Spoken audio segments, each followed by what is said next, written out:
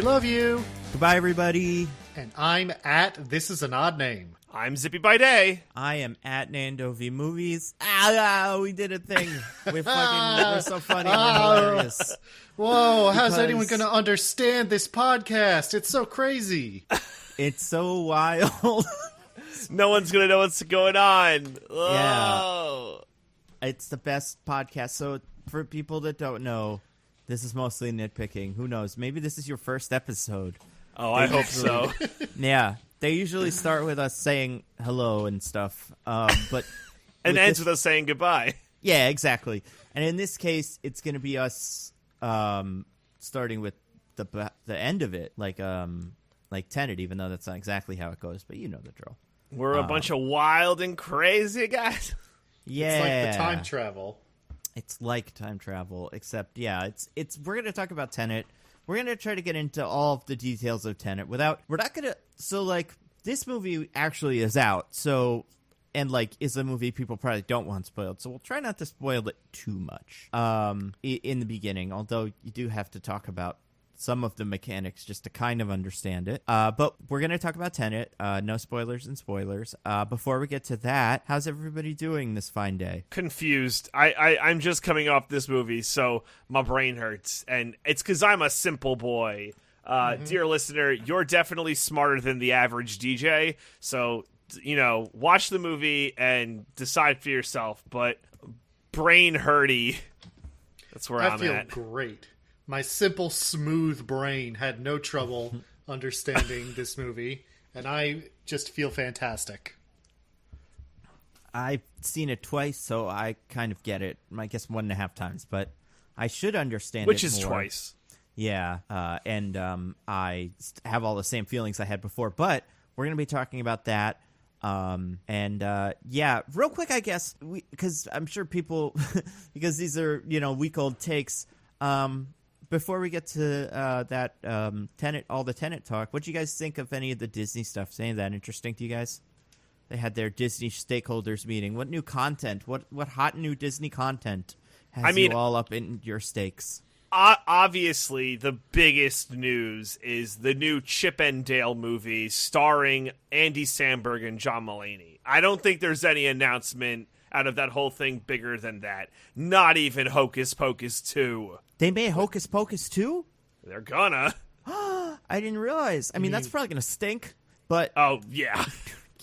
Cool. I can't believe they're going ahead with Tucus Pocus. Or it should be Tuckus Pocus, right? That'd be a... Even though there's nothing really Jewish about the... Yeah. How... So you said it's a Chip and Dale movie. A Chip and Dale movie. I don't know too much about Chip and Dale in terms of, like, their, like, dynamic. Would that be... Do you think, like, John Mulaney and Andy Samberg have that energy? I think that... Yes, I think they could bring that energy to the table. Who do you think is going to be Chip and who is going to be Dale? Because I think I know. I would go John Mulaney, Chip, Andy Samberg, Dale. Yeah, that's what I would say. I think it's the opposite. Wait, which one was first in the announcement? I have a feeling they mapped to... It was Andy Samberg and John Mulaney. I bet it's Andy as Chip, John as Dale. I don't know that I can see that of the character. I don't think I can see that. I'm there. I'm with Diggins. I'm on IMDb. So wait, which one did you think it was? Oh, you think it? Yeah, John Mulaney is Chip. That's right. All right. Andy so that's Samberg a confusing announcement. They should have stayed consistent. I mean, yeah. So this is like a live action film, though. So that's weird. Yeah, I don't know how I feel about that as a thing, but whatever. We're in a brave new world. Yeah, I guess that's true. It's directed by what's his name, Akiva from Lonely Island, who directed Pop Star, my favorite movie. Oh, okay. Ever. So that'll be fun. Did he direct Pop Star? No, I'm wondering. Obviously, I thought he did. I was gonna say this would be an interesting flair to see like that style of comedy, but in like a PG, like kids movie. Like I mean, Hot Rod minus a few bits is pretty like. The humor is something that you would expect for children a lot of the time. So I could see this, and I love Hot Rod, so that's great. No, it's a great movie. What about? Is there anything else? What did you get most excited for, Diggins? Was there anything that excited you? I'm just excited that the fine investors in the Walt Disney Corporation are getting their return. Yeah. You know? Yeah, Diggins is a huge stand for the billionaires. And Loves them. especially your Ike Perlmutter types, you know? Yeah. Yeah, it's all going to be great, you guys. Disney, oh my God, they've got all the shows. 15 new Star Warses or something Oh crazy my like God. that. I think the actual number is 9, Was it- which is insane. I was going to say, was it as little as 15? It didn't Yeah, feel like well, it. there's like a lot of Star Wars shows, and then there's all the new books that are the High Republic or whatever it's called, and then there's all kinds of comics associated with the books and video games. Who knows? I don't know. It'll probably all be fine. Personally, I was really surprised to hear that we're getting an Ahsoka show after, in her appearance in The Mandalorian, Ahsoka looked directly into the camera and said, "I'm going to have a TV show." Yeah, I'm honestly surprised there was less of that. I was kind of expecting what's his name to show up at some point. Timothy Oliphant to get a show. And just like, I don't know what they'd call it. I guess the Marshall or Cad Vance, or whatever the heck his name is. But yeah, very surprising. Are you guys excited for Space Boston PD with Bill Burr? Dude, I would watch the hell out of that. I would watch, the more, not even ethnicities, that's not it, but like regional affectations we find in the Star Wars universe. Well, the way that this most recent episode had not only, a space Bostonian, but also like a space Southerner. I feel like that was one of the first ones we've ever seen of that type. And I was just like so here for it. Yeah, we need more space 50s diners, like in Attack of the Clones. Yeah. I want more Yes. 50s caricatures. I want to see a 50s, like, or not Planet? 50s, excuse me, like Star. Yeah, well, I want like a Star Wars, like, French, I don't know, like museum robber or something. I want caricatures in the Star Wars universe. And that was, Bill Burr and Amy Sedaris, guys like that just do their thing. But in Star Wars, I find very entertaining. Amy So are Sedaris' bits. one was like, it was too much for me. I was like, this is just Amy Sedaris, and I don't know how I feel about it. Yeah, but like we don't have a lot of space Amy Sedaris, so there That's you true. have it. Yeah, the way that you get diversity in a Star Wars movie, not like diversity, like just diversity of character, is by having the actors not act and just read their lines as they would in any other setting. Right. Well, are you excited for the Amy Sedaris TV show? I'm wondering though, I wonder who they could work into one of the shows. There's one show that's like something Rangers of the Empire or something like that. Maybe you get those two guys who help them kill all the spiders, or whatever. There's like lots of guys you could put in stuff like that. So I don't know. I'm excited for all of it, except for I'll probably watch. I mean, we'll probably have to watch all of it to be like informed citizens, because that will be all the content, that and the Marvel stuff, and then the million Disney shows. There's so many Disney shows. Like every Disney property you can remember has a show, if it didn't already have a show or a sequel that was in the works. Like there's a Moana show, a Frog Princess show, a Beauty and the Beast prequel. Like there's some weird stuff in there. Yeah, they're doing everything. Diggins, you should be happy because those investors are getting their money. They are. You're right. I mean, the Beauty and the so Beast much prequel, money is going to be made for the fine investors of the Walt Disney Corporation. I couldn't be happier. Actually, now that I think about it, this family is a shareholder in the Walt Disney Corporation, so I actually am pretty thrilled. Well, congratulations, DJ. I mean, if they're lucky, they'll expand on Gaston's involvement in the French Revolution or whatever. Like if they do things right, that might be an interesting story to tell. The French Revolution has definitely not happened yet in the Beauty and the Beast world, because there would not be an aristocrat in a castle if it had. Well, so like he's from a war though, right?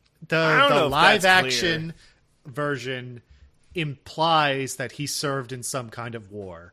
That is not canon to the original. Well, that's the one they're making, I think, or I believe Great. that's what this is. Well, I mean that's got to be what it is, right? Because it can't be. I mean, I guess it could be the prince being selfish in his castle, or Belle being bored. But like the only character that has any action implied before the movie starts is Gaston. He's got some sort of legacy as a murderer or whatever. It's almost like this is a bad idea. Almost. Almost. And yet- But of course, it's and going to yet- make money for the fine investors of the Walt Disney Corporation, so it can't be a bad idea. And Absolutely. we like money as an investor in the Walt Disney Corporation. And I don't products. even like money.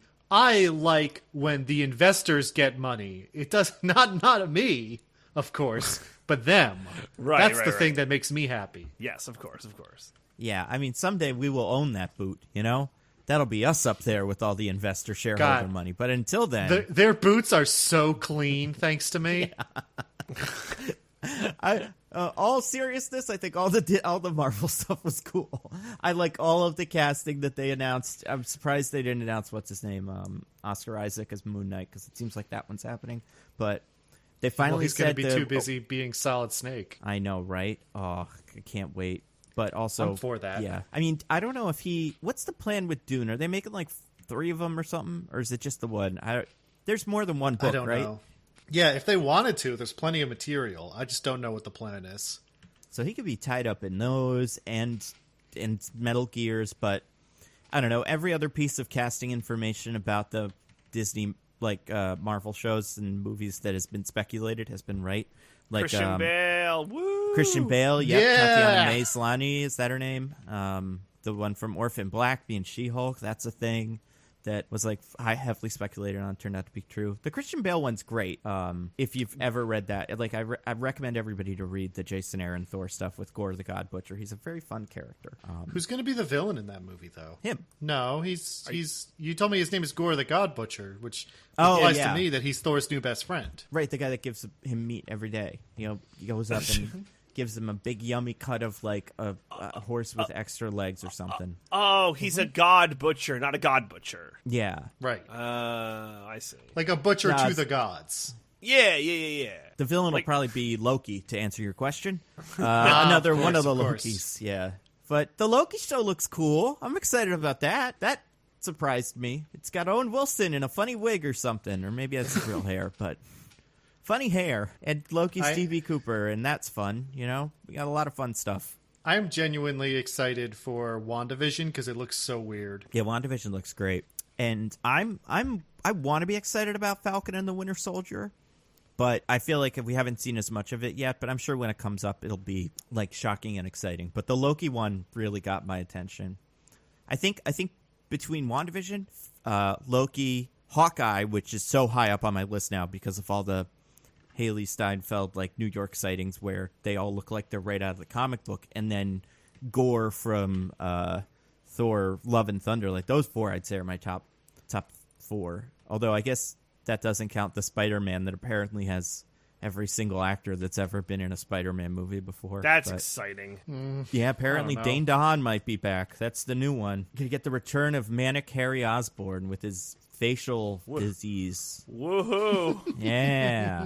I can't wait. I hope we get... What obscure Spider-Man character do you think is a deal break? We need him back. Oh, Asif Manvi as the pizza guy. Mr. Aziz. Yes, we need him back. I do like to see it. We need who is it? Emily Deschanel as the person who tells Peter that she can't let him in. Oh, yeah, pizza lady. Yeah, that's a fun one. Right, that he's late. He's late delivering the pizzas. That's it. Yeah, I think I'd like to see Jim Norton back, and just every time he's in the first Spider-Man. He's part of the montage where the Spider-Man's just starting a Spider-Man, and he. That movie turns into, for a second, straight to camera interviews, and his line is just, he stinks and I don't like him. And I want him to say that about all the Spider-Men that show up, except for one, maybe. Do you want a real answer? Yeah, who? We need the Bruce Campbell Mysterio we never got. Oh, yeah. That would be fun. That would be great. You know what? In that same vein, I want to see Dylan Baker finally be the goddamn lizard from the first 4 movies that they kept hinting at and never did. Oh, can I get... Yeah. Sorry. No, go I was going to say, I got a fake one. Magina Tova as the Russian neighbor, the daughter of the landlord. I mean, Mr. Gitkovich as well, for sure. We need him back. And she has the cookies. She's fun. I mean, I think now that we're thinking about fake stuff, not fake stuff, but potential other things, I'd like to see Ben Kingsley, who I believe was originally going to play the Vulture in a 4th Spider-Man movie or 5th or who knows what, but yeah, he was going to be your old school gravity wing suit man who sucks the life out of you with his talons. So that would have been fun. There's actually a lot of stuff there. We need Donnell Rawlings as the guy who says he stole that guy's pizzas. Yeah. Oh, you know what we need? We need BJ Novak as like the really juiced up Alistair Smythe with a big giant robot, not robot body, but yeah, like big old mutant body from the cartoons. Yes. I want the Kingpin back from Daredevil. We need him for sure. We need him to kill one of the Spider-Men by closing a car door on his head. We need... Who was the Rhino? Paul Giamatti. Yeah, Paul Giamatti.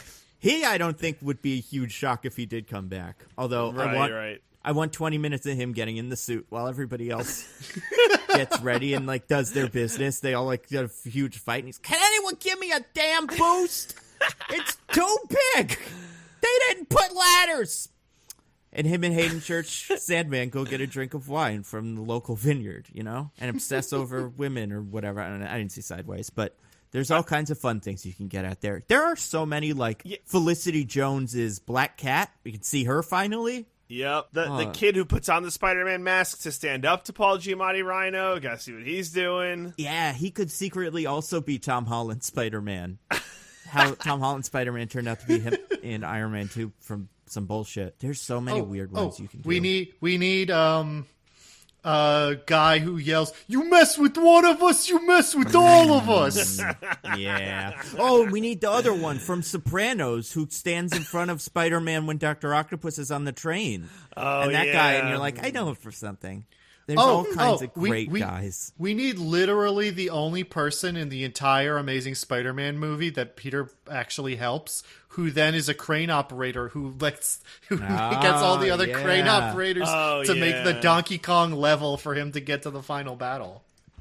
Dude, I think that part is stupid, and I think it's the perfect example of I get what they were going for. In a movie like that, where it's like, it's nice that they made him nice, but yeah, it's pretty stupid. But again, I really cannot emphasize enough that if you watch that movie, he's literally the only person that Peter just helps just because. Everything else has to do with himself. That's fair. I mean, and you know what? We could also see. Oh, we could get what's his name back. Speaking of people Peter helps, he doesn't help this guy. I don't know if he survives. Daniel Kim from regular Spider-Man 2, who's Dr. Octopus's assistant, who's like, the fusion is complete or something like that. There's so many big actors that have been in one movie and said one word, and we put them back in, man. It's great. You get Joel McHale, the bank guy from Spider-Man 2. That's fun. Is that Joel McHale? Yeah, who doesn't give the loan and tries to steal the quarter, and then she smacks it out of his hand. We could reanimate Randy Savage and bring back Bonesaw.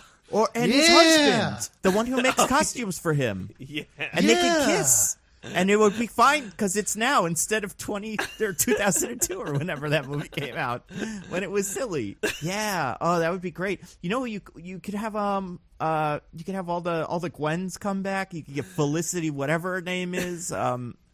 What is her name? Bryce Dallas Howard as the first Bryce Gwen. Dallas Howard, that's it. Yeah. And then, obviously, the one from the new, the Emma Stone, she can be in there.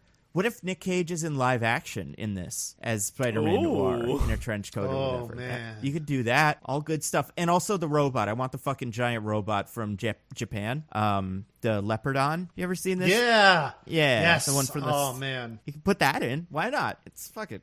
I was a live action thing, too. At least that was Nicolas Cage, while fun, is part of the animated thing. And I do think you probably want to keep the two Spider-Verse movies separate.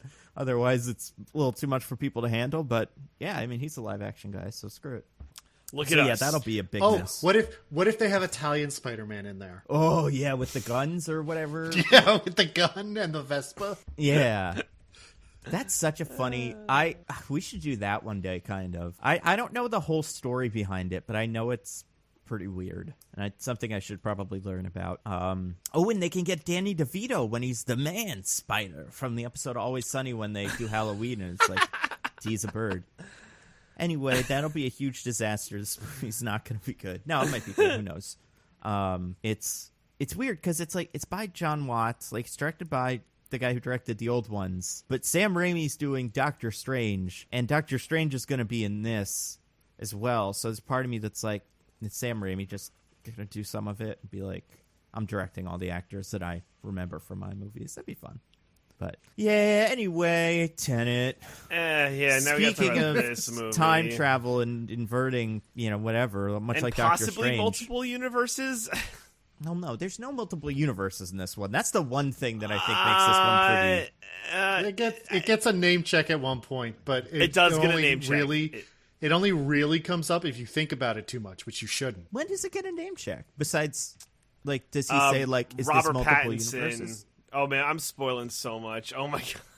Yeah, we're trying to avoid Don't tell spoilers. the people that Robert Pattinson is in it. Anyway, we will talk about it. We'll talk about the Tenet. We'll talk about it without spoilers, and then spoilers. Yep. So, guys, no spoilers to start. None whatsoever. There will be movie no... that saved cinema, Tenet. Ugh, 2020's Tenet.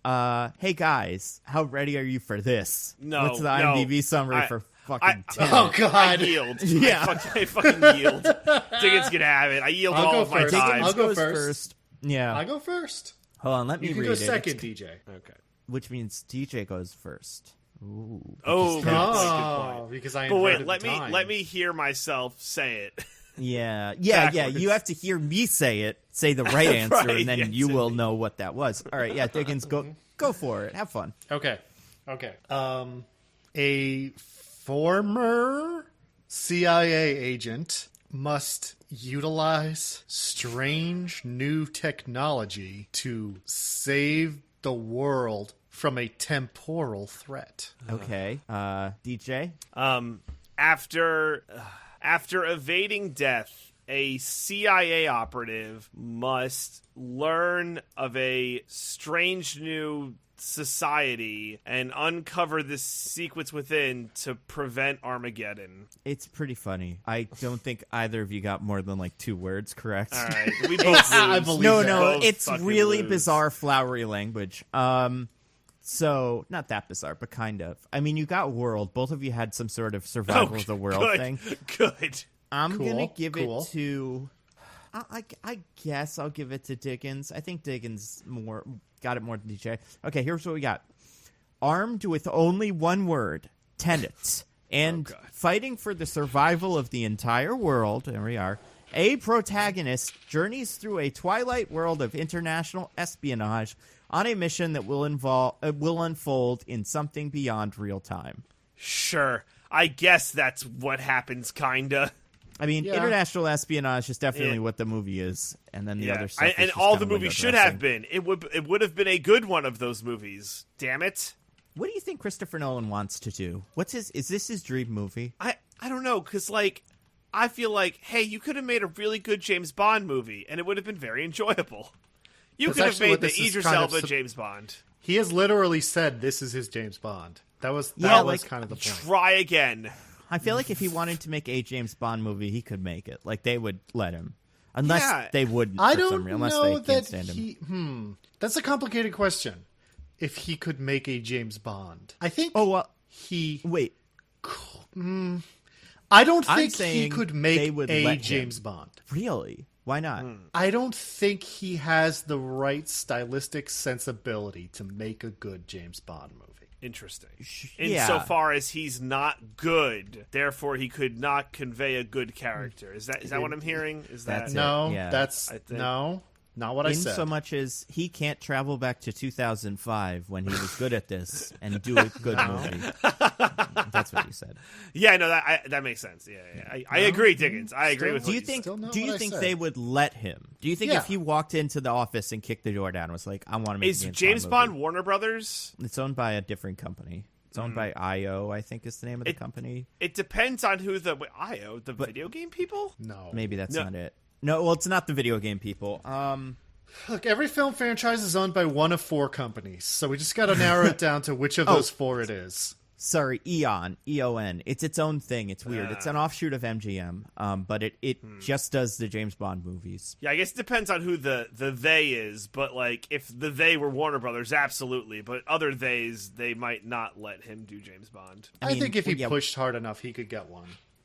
I think so too. I think Well, I mean, we don't even know who's doing the next ones, and it seems like I don't know what the deal is with James Bond movies. Directors so Sam Mendes has made 3. Mm-hmm. Or sorry, well, 2. He made Skyfall and then Spectre, and then Corey Fukuyama is making the new one, or Famkua. He's one of those names that I see and have never actually heard anybody say. Okay. Yeah, I'm talking about No Time to Die. Let's see who's directing this. Cary Fukunaga. Okay, there you go. So, yeah. So he is doing the new one. But what I'm wondering is, like, do directors like working with them? Or do you make 2 movies and go, I'm done? Because it seems like James Bond himself, Daniel Craig, every single time he's asked about it, it's like, I can't stand making these, but they pay me an insane amount of money, so I'll keep doing it until this next one where I'm done. But, like, I can never tell what his, like, if a Christopher Nolan would even want to work with them. You know what I mean? Well, like, if he wants to make that kind of, like, an auteur James Bond with cool international stuff, then, like, I feel like, of course he would want to, right? I don't know. I mean, he basically did that right now. No, he did not. He did. That's not what he did. No, I refuse to accept that. I think this is his version of a James Bond movie. If he made a James Bond movie, it would be like this. Yeah, I that for sure. I also think, like, he's probably, I'm guessing, just based on hearing him speak and hearing story, like, whatever, everything I've heard, he seems like he's the kind of guy that wouldn't want to give up control to EON. And they'd be like, true. James Bond actually has to, hold the soup spoon like this. And he'd be like, no, he does it like this. And it'd be lots of fights.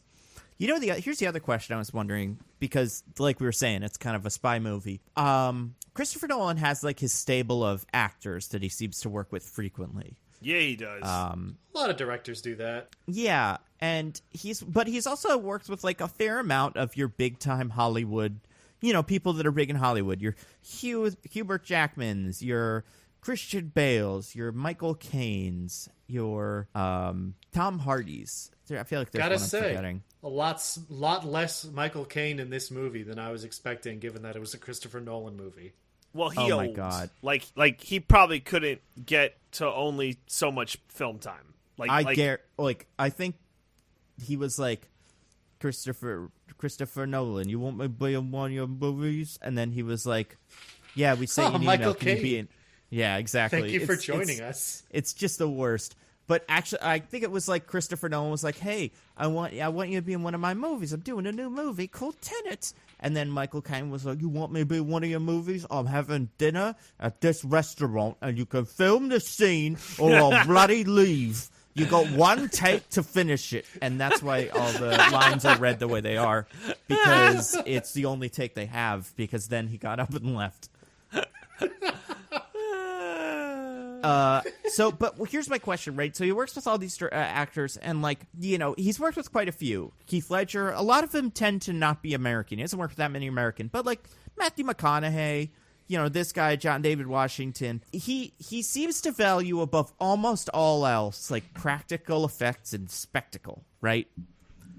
Why has Christopher Nolan never made a movie with Tom Cruise? Their values seem so connected. They care about film and IMAX and all that bullshit. Do you think Tom Cruise and him would just fight constantly because one of them has to be in charge? Tom Cruise needs directors that he can kind of also be the director with, and Christopher Nolan wouldn't let him. You can't have 2 apex predators on set, right? Mm-hmm. That just it will not go. You can only have one alpha male to boss around all the betas. Yeah, exactly, to scream at everybody about not wearing their fucking masks. No, but that's awesome. Okay. By the way, did you guys both listen to that? No. I didn't listen, but I heard about it. Oh, really? You know what I'm talking about, TJ, right? Oh, no, I'm not aware of whatever this thing is. It's a Tom Cruise thing? Okay. Yesterday night, there was an audio that came out of Tom Cruise yelling at people on his set for, I guess, the new Mission Impossible movie because of a COVID outbreak. And he's just like, we're the only ones doing this now. People depend on us for their fucking money and to pay their bills, and you can't do it. Like, I'm, basically just disappointed with them all for not taking it seriously. And oh, good. I'm with that. I like that. That makes me like him more. If I'm supposed to not like him, it's not working. That makes me like him. No, I think a lot of people are coming away being like, I get it. Probably not how I would handle it, but I don't know. But if I were there, I'd be like, oh, good. someone who's saying what I want to say out loud, but I'm too scared to. Yeah. Because I'm not Tom Cruise. So it's good that he's directing his crazy at that instead of nothing else. Yeah. You know? And I'm I didn't glad hear it. So he's directing it at that instead of like medication. No, that's the other one. But also, it's like, I mean, he's very clear about where he's going on that, and we're still watching the movie, so we're accepting this Tom Cruise is the Tom Cruise we're getting. So, you know, that's the best we can hope for. He does not throw in anything extra about like how we all have to stop looking for Shelly Miscavige too if we want. Like it's good. There's no Scientology bullshit. So I think in general it's a good move. But I do think like the shouty on set thing, I just think him and Christopher Nolan, even though they have the same values, seems like just for that reason wouldn't work together. But then the movies they make are very different kinds of movies too. Are they though? Is like Mission Impossible that different from, you know, this? I mean like texturally. I mean, they make very different textured movies. Sure. I guess I just think like, you know, this if you heard that there was a person in Hollywood who is in charge of a movie, or like, hey, a blank movie, it's gonna have a real airplane crashing into a wall and exploding, and it's a real practical effect. I'd say 50-50 chance it's Tom Cruise or it's Chris Nolan, but it's one of those two. Or Michael Bay. Oh, yeah, I forgot about that. Oh, by the way, the COVID movie came out. Do you guys know that? Oh, no. God, I don't want to watch it. Don't make me. I don't know. No, we're not gonna. But yeah, it did come out. I forgot about that. But anyway, yeah, I think that's where I come on with it. I will say, I think there's a big difference where I get what Diggins is saying, because the one thing that Tom Cruise movies don't do is no one's ever sitting down for long-form conversations explaining stuff that's like really complicated and just walking us through it in suits. Like the Mission Impossible thing is, okay, talk about the threat, here's the threat, now go do action, resolve. Right? There's no big long explainy bits in places with nice, you know, wallpaper and fancy utensils and high-end suits. Yeah. It's not a lot of that in your Tom Cruise movies. I'd like to see him maybe as like a bad guy in one of these then. Just pop in, yell at some people, do a bunch of stunts, go home. Because I just think they'd work together so well. He's the only person that'll jump off a building and drive a motorcycle over the Grand Canyon, or whatever the hell he did in the new one. It's very strange. But you know what's strange? I'm sorry. No, it's like speaking of like Dunkirk, right? So I feel like Christopher Nolan likes a certain kind of like action in his thing. Like there would never be a Christopher Nolan movie where someone peeled their face off to reveal a different face with some magic mesh, because like I don't know when Tenet's supposed to take place, but like that's a complicated question, DJ. all the army stuff like uses stuff from like, you know, 2003 style warfare, right? There's no drones. There's no robotic bomb disarmers. Yeah, thingies. Right? Like, so I feel like they're in two different planes. In terms of like how they approach stuff in their explosions and stuff like that. Like even the heavy artillery stuff, I'm like, it's kind of dated. But you know, shut up and turn your brain off, idiot. That's fair. It's a good point, DJ. Thank you. One for me. So the movie, it's called Tenet. Like I said, it's about some sort of Twilight something or other. It's got all the actors you know and love. John David Washington plays protagonist. I swear to God, for people that haven't seen the movie, that's what his name is. That's his fucking name. Yep. Because the movie. I mean, it's not his name. It's just what he is called. As far as I'm concerned, that's his name. There's a difference between the hero of Snow Crash being named hero protagonist, and calling the main character of your movie the protagonist because he never receives a name in universe. Those are different things. Okay. And then you got him. You got Robert Pattinson as Niall. Excuse me. Niall? Neil? How do you pronounce that? Neil. They say Neil in the movie. It is Neil, right? Yeah. And then you got Elizabeth Debicki as Kat. Besides that, you have a fun little cameo from someone late in the game that I quite enjoyed. And then the villain is Artemis Fowl's own, I already forgot his name, Kenneth Branagh, director for Artemis Fowl, as Sergei something probably. I can't remember his name either. What was his name? Sator. That's it. Sator. Just Sator. Mm-hmm. And there's all kinds of time stuff going on. Start with Diggins. Diggins, what'd you think of Tenet? So, it's a complicated question, Nando. I like a fair bit about this movie. I think Nolan, like you said, Nolan likes his practical effects. He likes his cool tricks. He kind of likes the cerebral, like, puzzle aspect of plots. And I think all of that is very interesting in this movie. And I liked kind of the watching the trick of time travel play out aspect of it. But this is I think the first Christopher Nolan movie where I felt like there wasn't anything besides the trick. And the trick is cool, but that's not enough to hang a movie on. So I think it's definitely his weakest. I enjoyed watching it. I liked parts of it, but it is overall not that great a movie. All right. DJ, what about you? Did you love it? No, I did not love it. I think it sucks no one should watch it. Oh my god. No, I'm DJ. kidding. I just like getting Diggins all riled up because it makes for a fun conversation. No. I actually do like most Christopher Nolan movies. I'm trying to think of a point that Diggins said that I don't want to exactly repeat it, and I have to wait for the text from my future self to see what he says going there. Why is DJ getting texts from his future self about the past? I don't know.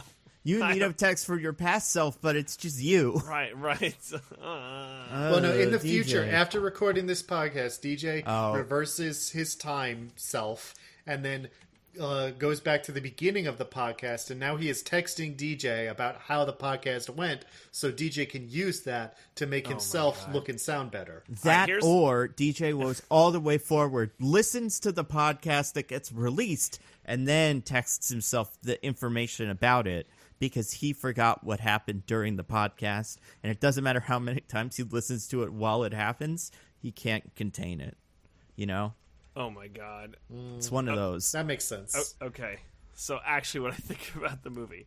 I think that this movie tries early in the movie to say, we're going to introduce a concept. Do not think too hard about this concept, and then break several rules on that concept. It doesn't explain a lot of things under the guise of don't think about it too hard. To the point where I am watching this movie at the end, and I have no idea what the goal is, why I should care. I think I understand the stakes, but like I don't even know what characters like have to do. And that was a frustrating experience for me because it made me feel dumb. But I still think people should watch the movie because you gotta... This might be a super acquired taste. Oh, I mean, I do not think that. I think there have been a couple of people that have been like, is that Tenet any good? And I'm like, it's not worth 2 hours and 25 minutes or however long it is. Like, yeah, I think it's fine. You know, if it's on, watch it in the future, I guess. But I definitely wouldn't tell anyone to go out of their way to see it the way I would with almost every other Christopher Nolan movie, even like Interstellar, which I'm also not the biggest fan of, but I think like still works better than this. Yeah, I think like I guess I'm like right in between both of you, where kind of like Diggins, I can appreciate the machinery and like the spectacle and the execution of it. I guess like very similar to Diggins, but I think I found it really unenjoyable because of how bored I was with everything else. It would be like if I had to watch a 2-hour high dive routine or something. Like I would enjoy that more. It would be impressive, and I'd be like, wow, they're still doing it. 2 hours later, wow. But if I don't know what's going on, or like if I don't have any investment in any of the characters, which in this you don't, the only time you can ever be invested in one is at the very end of the movie. So like, besides that, there's no like, oh yeah, you know what? I hope he wins. So that for that reason, I'm like, yeah, no, I couldn't. It's not that I think it's a terrible movie. I mean, it's definitely not the movie that's gonna save cinema. Do you think Christopher Nolan thought it's his best movie ever made? There's no way he could think that. I don't think. I totally do. I think that every serious director thinks the last movie they made is their best movie. That's fair. Check yourself, son. Not you, Christopher Nolan. Like he got to check himself. I think this is pure Christopher Nolan, and I'm wondering now who wrote this. Oh, movie. totally. Because This is 100% like you show me this movie, you don't tell me who made it. I'm like 10 minutes in, I'm like, oh, Christopher Nolan made this. Yeah, but even more than that, like it's like Christopher Nolan made this, and nobody was like, hey, by the way, maybe make one of them likable or something. They like, it's weird. He seemed to, on IMDb, this movie is credited as being written by Christopher, but not Jonathan Nolan, the other Nolan brother who writes the movies usually, and who wrote all the good ones, like co-wrote them with Christopher Nolan. And I'm wondering if Jonathan, well, I guess it seems like Christopher wrote Inception by himself, but at least like the Batman one's pretty sure they both worked on the screenplay for him. I'm wondering if you need somebody else in the room to like rein Christopher Nolan's worst instincts in, which is stuff like this. Like, and I do think part of it was like, no, by the end of the movie, they'll be really invested with the characters because then they'll like understand everything about them, and I definitely am not willing to give the movie that much credit. I've heard a lot of people say it's a movie you have to see twice, but if that's the case, it's probably not a movie I want to see once. Like, it's better be a movie I want to see once and then again. But like, yeah, the second time I see it, it should be, oh, I'll get stuff more, but the reason I want to is because it was such a first enjoyable experience. And then the second time, it's like, oh, I see now. Like with The Matrix, right? I didn't have to watch it a second time to get it. It was just a nice experience to have again. Or like any of his other movies, like your Prestiges or your Mementos or whatever, where it's like, oh, I get what's going on the whole time now. But also, I just like watching it because Hugh Jackman is fun. But I don't think any movie should ever require a second viewing. It could just, you can make a movie where a second viewing offers a new perspective that enhances your enjoyment, but a movie's got to be interesting the first time you watch it. Yeah, I do think like the person I was watching this with, we got about 20 minutes in, then had to go get a snack or something like that. We paused the movie, and we both went like, looked at each other and went, "Is this boring?" And she was like, "Yeah, it is." And I was like, "I know, right?" And then after that, I feel like I was able to kind of enjoy the spectacle of it a little more because I wasn't concerned with the characters and stuff. But for a big chunk of the movie, I was like, am I just not getting it? Is there something that, like, did I miss some detail about one of them that makes me care? But I don't know. To the movie's credit, my experience with this movie was, our main character is brought into the universe, right? What's another word for main character? Shoot. Leading man. Is that? Yep. No, you're so close, DJ. You're so close. Damn it. Let's see. I didn't invert myself to listen to. Yes. What would you put in as a placeholder if you couldn't figure out their name in the script? Maybe like a hero. Hero's a good hero, one. hero. That's a good start. Yeah. But even more. But what if you want to show everyone you're a screenwriter?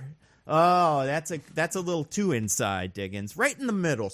Right in the middle. That can just be the name of the character as if it's written by... Your exemplar. That's it, yes. Okay. So Johnny the exemplar, he's brought into the world. Yep. We get a brief explainer into the world, whatever. I thought it was simple enough that I was actually on board. I'm like, okay, whatever. Wait, which explainer? The one on the doc The one in thingy? the lab. The one in the lab. Oh, okay. Sure. I was actually on board for that because I'm like, this is enough for me to not worry about it, but I think I get what's going on. It's the later parts that I think totally fucks that up. And if it was just the part in the lab, I would have been cool. So you get that. And then we just have procedural spy movie. And I was super on board with all of that bits until we get about to the they're in the room and they're fighting the guys and they're inverse fighting, and then soon after that I'm like, ooh, I'm starting to come off again. I actually didn't think it starts as super boring, but I think as the levels of inversion get way too complicated, my boredom increased because I just understand what's going on. I get that. Well, maybe the movie's not for me. Like how the Avengers game isn't for everyone, maybe this movie isn't for everyone. Well, the Avengers Don't game you isn't dare for anyone compare besides this to Nando. the Avengers game. I actually am getting super on board with the Avengers game. It's fun. I've just been distracted by a much worse game that I can't. I was stop gonna playing say, yeah. I'm Listen to last addict. week's episode was so funny. I listened to it 2 days ago, and DJ was just jonesing to get to his Cyberpunk. Oh yeah, Just such a good game. Although he has it for PS5, right? So like, it's not a huge piece of shit like it is for the PS4. Yeah, it's still not a great experience. So we'll talk about that later during a certain segment. Yeah. Anyway, during our anti-recommendation segment. Yeah. But maybe this movie wasn't meant for all audiences. So I was just like, I guess this wasn't made for DJs. I think this was meant for an audience of one, and he wears an ascot instead of a tie. I think this is a Christopher Nolan movie he made for himself about himself. Like, as we've noted with directors much like Christopher Nolan and Michael Bay, there's usually some sort of self-insert character that you can usually tell because it dresses like the main character dresses. Like Mark Wahlberg in all the fucking Transformers movies has to just dress like Michael Bay. And I think, like, it's funny going back and being like, oh, right, it was that one. Oh, it was Leo. Because they must walk into the set and, like, he starts directing him and people are just like, oh, yeah, isn't that a funny coincidence? And he's like, yeah, it's a coincidence that I just told this person to wear this stupid suit combo. But, yeah, I think this is a movie for Christopher Nolan and Christopher Nolan alone. I think he's the only one that can enjoy it as much as, like, I think he enjoys it more than any of us ever will. And good for him, I guess. Well, good for him. He got a studio to make his dream movie. If only we could all be so lucky, right? So, oh, cool, yeah. man. And we didn't mention this yet, but it's weird that he put this out in theaters. It sucks. Like, I don't care for that decision, and that's probably what really lost me on him. I will say theaters without a streaming option, right? I'm okay if you do both, because that's less harmful, but the only theaters thing was like, come on, dude. Yeah, and it's weird, because he's apparently said, like, I am cool with phones, and you can watch my movie on a phone as long as you can watch it in a theater first. But, like, that's not what he did, right? Like, it's funny, because if he had waited for this new deal that Warner Brothers put together, it seems like it'd be what he wants. I mean, I'm sure there'd be money stuff on the back end that would not be what he wants, but also, like, just in theory, if the movie theater, experience, blah, blah, like, that does seem like his jam. So, I don't know, maybe he's just unpleasable. But either way, yeah, that was weird. Let's see. What did you guys think of it as a... So the story, which we can't get into the story too much. Let's talk about those characters. John David Washington, Denzel Washington's son, is protagonist. What do we think of him? I'll take the lead. I honestly thought he was fine. I thought he did what he had to do for the purposes of this movie. I don't think this movie required some kind of amazing, charismatic Tom Cruise type, if you will. I think you needed a generic Impossible Man, and we were given generic Impossible Man. So, like, cool, man. Like, you do you. Diggins? I think, so wait, am I saying what I think of the character or the actor? The character. Like, the both, right? Like, what did you think? Yeah, the whole package. The character is kind of purposefully blank, is what I would say, which is a choice. So I don't, yeah, so it's like the character, we purposefully don't know much about him, and it's meant to be this whole kind of, he's sort of a blank slate, like that's the reason why he's the protagonist. I don't know that it works super well, because I think you need to be at least somewhat interested in the protagonist of a movie. Just as a person, they have to have something going on. All right, so Quentin Tarantino over there with your film insights. I just mean, it works for a video game, because you're controlling the character and you can project yourself onto them based because you are doing the actions, but it doesn't work that way in a movie. Oh, no, I completely agree. I'm just saying, like, it's funny that it seems like the biggest flaw of this movie is the first lesson of writing a screenplay or something. It's like, make an interesting protagonist. And, like, they didn't really do that. Like, it's funny that, like, it would almost be like if I don't know, if they forgot to take the lens cap off the camera and we were like, yes, they should put a lens cap on the camera and then take it off when they want to film. And then... yeah. Anyway, you don't think what I'm saying is just I see what he was going for, and I think he executes that. I don't think it was a great idea. You don't think there are times when it could just be like, yeah, I got my generic action guy here. he gonna do action things like a Mark Wahlberg, and he's not there to be interesting. He's there to look good and shoot the gun, and that's that. It's funny because I think it could have. I think there's that, and then there's actors Christopher Nolan would ever work with, and I don't think there's a lot of overlap in those two sections.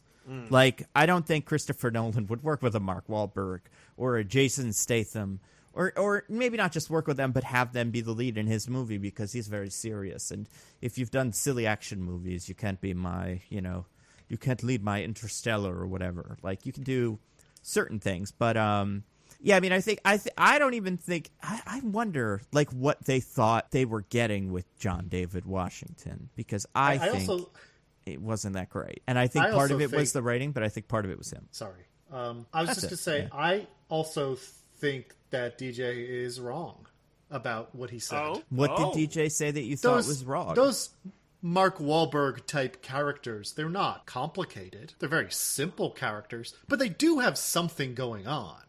Mark Wahlberg loves his daughter. Mark Wahlberg is sad that his wife is dead. Optimus Prime is going to be the next big invention for him. It's going to really change things for the Yeager family. Okay, that's in that movie. No, fair. So, like, you have an idea that you can latch on to, and, the character does things because of that. This guy doesn't have anything like that. He just kind of exists. But I think there's a certain amount of, like, maybe Mark Wahlberg isn't the example I would go with, but, like, let's say, like, any actor... Like your Vin Diesel? He cares about family, I guess. Well, he could do it, but I'm trying to think of someone that could conceivably, like, that would conceivably get cast in this role. And I'm going through like some of the leading men in Marvel that aren't like the main character, but are like side characters. Like, I think there's some actors like your John Cheadles or whatever who, or Anthony Hopkins. Oh, I was going to say, you were close, Anthony Mackie. So, like, let's say, like, a character who, and I'm only saying that because I think Robert Pattinson as Neil is doing what he's supposed to do. He's supposed to be like, oh, I'm a fancy, I have crazy ideas, and I'm a little dramatic and stuff. And then I think you want, like, someone on the opposite of that who's a little bit different in some way. Or like a Sebastian Stan type. I think there's some people that just bring enough charisma with them that they can get through a character like this in a way that makes you not notice it. And like, you're like, oh, you know what? That character didn't have too much going for him.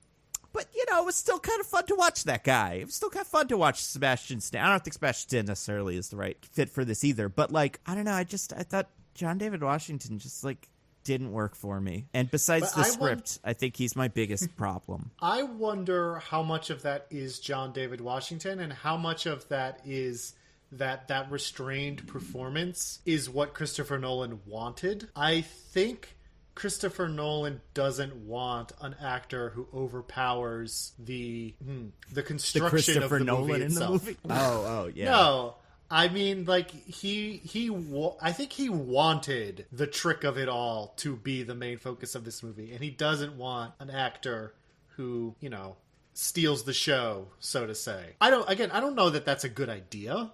But I think that was the intention. Here's, I guess, the difference for me. Looking back at the past of Christopher Nolan and what works and doesn't. I think John David Washington as protagonist here, I think he just like has a lot of lines. Like his job to say a lot of things, and I think he says them all in almost exactly the same like tone. And I think there's just small things. Like I think you could swap out a Matthew McConaughey or Christian Bale or a obviously a Hugh Jackman, but like just there needed to be a little bit more like, I don't know. I think there's a difference between a restrained performance and a like flat performance. And I think this felt more flat than restrained. And I think that for me is why very quickly I was like, oh, this movie isn't going to work for me because I'm not reading this guy even as an actor. Like I'm not reading this guy as a poorly written character. I'm reading him as an actor reading lines. I think the reason the movie almost kind of works is because the rest of the characters all feel more like characters, I guess. As you go on, you meet people with personality, but also like actors that just seem to like kind of have it. Like Robert Pattinson, for example, Neil. the Christopher Nolan insert. What'd you guys think of him? I liked him for all the reasons you kind of stated. Like, I think that him just being like wacky and being someone to bounce off of as a number 2, and just kind of what you learn from him as you go through the movie, I just think makes him good. So he's kind of also intentionally a character that there's not a lot going on with internally. But Robert Pattinson is a fun actor. He does a charming smile. He's got a pleasing accent, and he's not the main character, so he doesn't need as much of an internal life as, say, a protagonist does. So I think it all kind of works. That's a good point. And then you got Elizabeth Debicki as Kat. Elizabeth Debicki, for people that don't recognize the name, is the tennis one in Great Gatsby and also the Golden Lady in Guardians 2. I'm assuming she's also done other things, but those are the two things I remember her from. She was in Widows. I haven't seen Widows. Oh, Widows is good. I like Widows. She's in Cloverfield Paradox. That's a movie. Oh, and she was Princess Diana on The Crown, apparently. Or will be? Oh, huh. I don't know. But yeah, so... Oh, and Man from U.N.C.L.E. That's a good one. She's the villain in that. I never got around to that movie. It's fun. Me neither. It's nothing but charm and like personality. Fun movie for us. I've heard good things. Like an actual fun movie for us. I don't know. I don't think there's that much to it, but I think But I just think it's a fun watch if you got an hour to kill. You know what? Either of them too. I would take an Armie Hammer. I'm just trying to think of actors that I know who have done, because Armie Hammer in that movie, because they have the same kind of dynamic in Henry Cavill and Armie Hammer as like the cool, suave British one and the no nonsense Russian one. If you swapped him out, I could see him working. But yeah, Elizabeth Debicki. What did you guys think of her? She was wife. She was Nolan wife. She was so wife. No, Nolanist of the wives. She was not Nolan wife because she was alive. No, I'm not saying Nolan wife, just wife. Just I think she was Nolan wife, but she was like teetering on the edge of Nolan wife, and that was what made her the most Nolan wife. We have had Nolan wives before who we find out are dead, but yeah. I think she's the most interesting character in the movie. Get out. No, there's no way. I mean, like, what? Yeah, I guess. She's the only one who has any real arc or internal life. Yeah. I think Robert Pattinson's a little more interesting because of the end of the movie, which I guess we can't talk about. Well, we could also say maybe that the villain has some life in him. The Kenneth Branagh, his Russian guy. He actually is kind of interesting. I think it's also, I don't want to say miscast, but I did completely buy him there. But he was also a character. Sator, the Russian arms dealer. What was he supposed to be? I can't remember. I think that's it. He is an arms dealer, but secretly he's like something else, which we'll find out about in the movie. That's right, yeah. Which, is it just him? Are there more people who does what he does? Basically what I'm trying to get at is, have we neutralized the threat by the end of the movie? It seems like he's the one in charge of it all. Like, he has his organization, but like he is the guy. But by the way, I don't think he created it, right? No, definitely not. So I guess you could make Tenet 2 if you wanted, with like a different guy. All I was getting at was like it this is it. I don't consider this spoilery, but like the stick is that, oh my god, Armageddon's gonna happen if our protagonist fails. And that was in my the goodness, IMDb summary. Yeah, pretty much. The antagonist goons are like super down with this. Like, I don't know who you like kind of loyal guys you get to just be down with, the apocalypse, but good job, I guess. I don't know that they know that that's what's going to happen, except for that one guy who definitely knows. And that one guy is like down for the cause. Okay, but getting one guy who's down for it, I understand. If the whole organization knows, then I agree. Like, yeah, why are all these guys up for it? But one guy, you can get one guy. Why is he up for it? Why is that one guy down with the cause? I don't know. He's a nihilist. Screw it. Do whatever. All right. I guess. Maybe he also has some sort of life-threatening illness that will definitely cause him to expire in the near future. Spoilers. Oh, yeah, that's true. I feel like we just need to put the spoiler tag on now and be like, guys, true. I'm sorry, we can't talk about this movie anymore without spoilering. I'm sorry. Look, you got a solid hour. Go play some Cyberpunk or do an unfinished puzzle. They're the same thing. And then come back when you've seen the movie. Take a puzzle, throw out about a quarter of the pieces, and then try to finish it. There's the Cyberpunk experience. Pretty much. So also take some of the pieces and cut them with scissors. Yeah, it's bad. So spoilers. Okay. Spoiler 1. I'm actually super down for the antagonist motivation of I'm dying from cancer. I want to stop all life that ever is and ever will be and ever was. I'm like I understand super down for that. Yeah. So like in terms of antagonist motivation, fucking love it. Now, okay, there is in this universe, there seems to be an element of determinism. Mm-hmm. So how can't he have known that he wouldn't have done that? Can't he have known that he addresses that? But what does he say? Because I guess I'm not sold on whatever the answer is, considering all of the information we get during and like throughout the movie. I mean, the way they go about it is basically like we have absolutely no idea like what is like how this is going to work. So like you could assume that because from this point forward things have happened that we've experienced that means I didn't succeed. But like, are either of us going to stake everything on that? I don't think so. And that's the shout out to Parallel Universe or whatever. Robert Pattinson's like, we could be in a parallel timeline. Who the fuck knows? Yeah, I guess like he says it, but I think everything in the movie points to a very Christopher Nolan-y like, no, it's actually everything that happened exactly the way I planned it out on my whiteboard. Exactly that. I think the end of the movie disproves that of how the movie ends, right?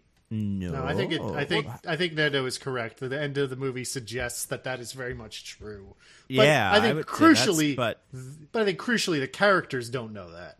Yeah, I guess the characters don't know that, and there are some things that I guess. Sure, okay. There's some points where if I were one of the main characters, I'd go like, "Oh, you know what? Actually, if this happened." It seems like I must be the one that knows. Like I couldn't have known that. I don't know. There's there. We'll get to it. Or we might not. Who the hell? Yeah, we probably knows? won't. All right, DJ, explain me time travel in Tenet. Well, okay. So, how about in the very beginning? How do we set up all the stuff? You can do this. Talk about the Opera House and CIA, whatever. All right. So yeah, we don't even know what government org it is. They never say CIA just to keep this as vague as hell. But anyway, there's an operation that John David Washington is a part of that appears to be to like get a spy out of Ukraine who's been made. It seems like that's the gist of it. But it goes awry. It doesn't matter why. And then our hero protagonist, he's like basically going to get killed by these. Are the bad guys Russian or Ukrainian? I know they're in the Ukraine or in Ukraine, but I don't remember if I thought they were Russian because they were they connected to Seder in some way? Yeah, I'm pretty sure. Yes, we're they were. Okay, so yeah, they're Russian. Yeah. If you go back and look at it, the thing that they find that John David Washington is like, what the hell is this? Is the thing. Right. Oh, God. Okay, so John David Washington, at least so far, is part of this plan to save the spy. He gets caught by these Russian guys, and they're like fucking with him, like, we're going to kill you. And he tries to take a cyanide pill and can't. And then one of his buddies, who I was trying to figure out if that was also John David Washington, but probably not. Like basically like fishes out a cyanide pill that he could take, and then he takes it. And guys, turns out that cyanide pills are totally fake. They're totally fake. They're not real. Yeah, they're a test. And if you pass, good job. And if you fail, good job. But if you pass and then don't want to do it anymore, too bad, because you passed. There's no way out. Yeah, that is a funny conceit. Is that, I mean, is it fake or is it a dud? Well, it has to at least simulate death. It can't just be like a Tylenol pill, because then the bad guys would be like, oh, we're going to kill you now. Right. I figured it just didn't work as well as you'd hope. Like there's different levels of like, I don't know. Didn't get enough in you or something. I don't know. I mean, you could also take a fake cyanide capsule, and then the bad guys are just so angry they shoot you in the head, and then you die for real. Or it's a pretty high stakes gambit. Yeah. They just like dump you in the ocean and you die anyway. Like, I would have loved to see the in-between scene of how John David Washington gets from take cyanide pill to on the boat where he's getting explained to Tenet to him. Would have loved to see that. Yeah, all that beginning stuff was so preposterous and Christopher Nolan-y. How about the Yeah. bit where everybody fell asleep at the same time? Oh, that my was goodness. adorable. I was like, are they psychic? What's going on here? This can't be gas. There's no way. But it was. They all fell asleep at the same Opera time. House? Yeah. Yeah. No, that was gas. No, But, I like, know. all But I'm of them, saying, it like, took just the the way exact same it wasn't way like for all somebody of got them. up and was like, "Oh my Sure, god, sure. everyone!" They all just went.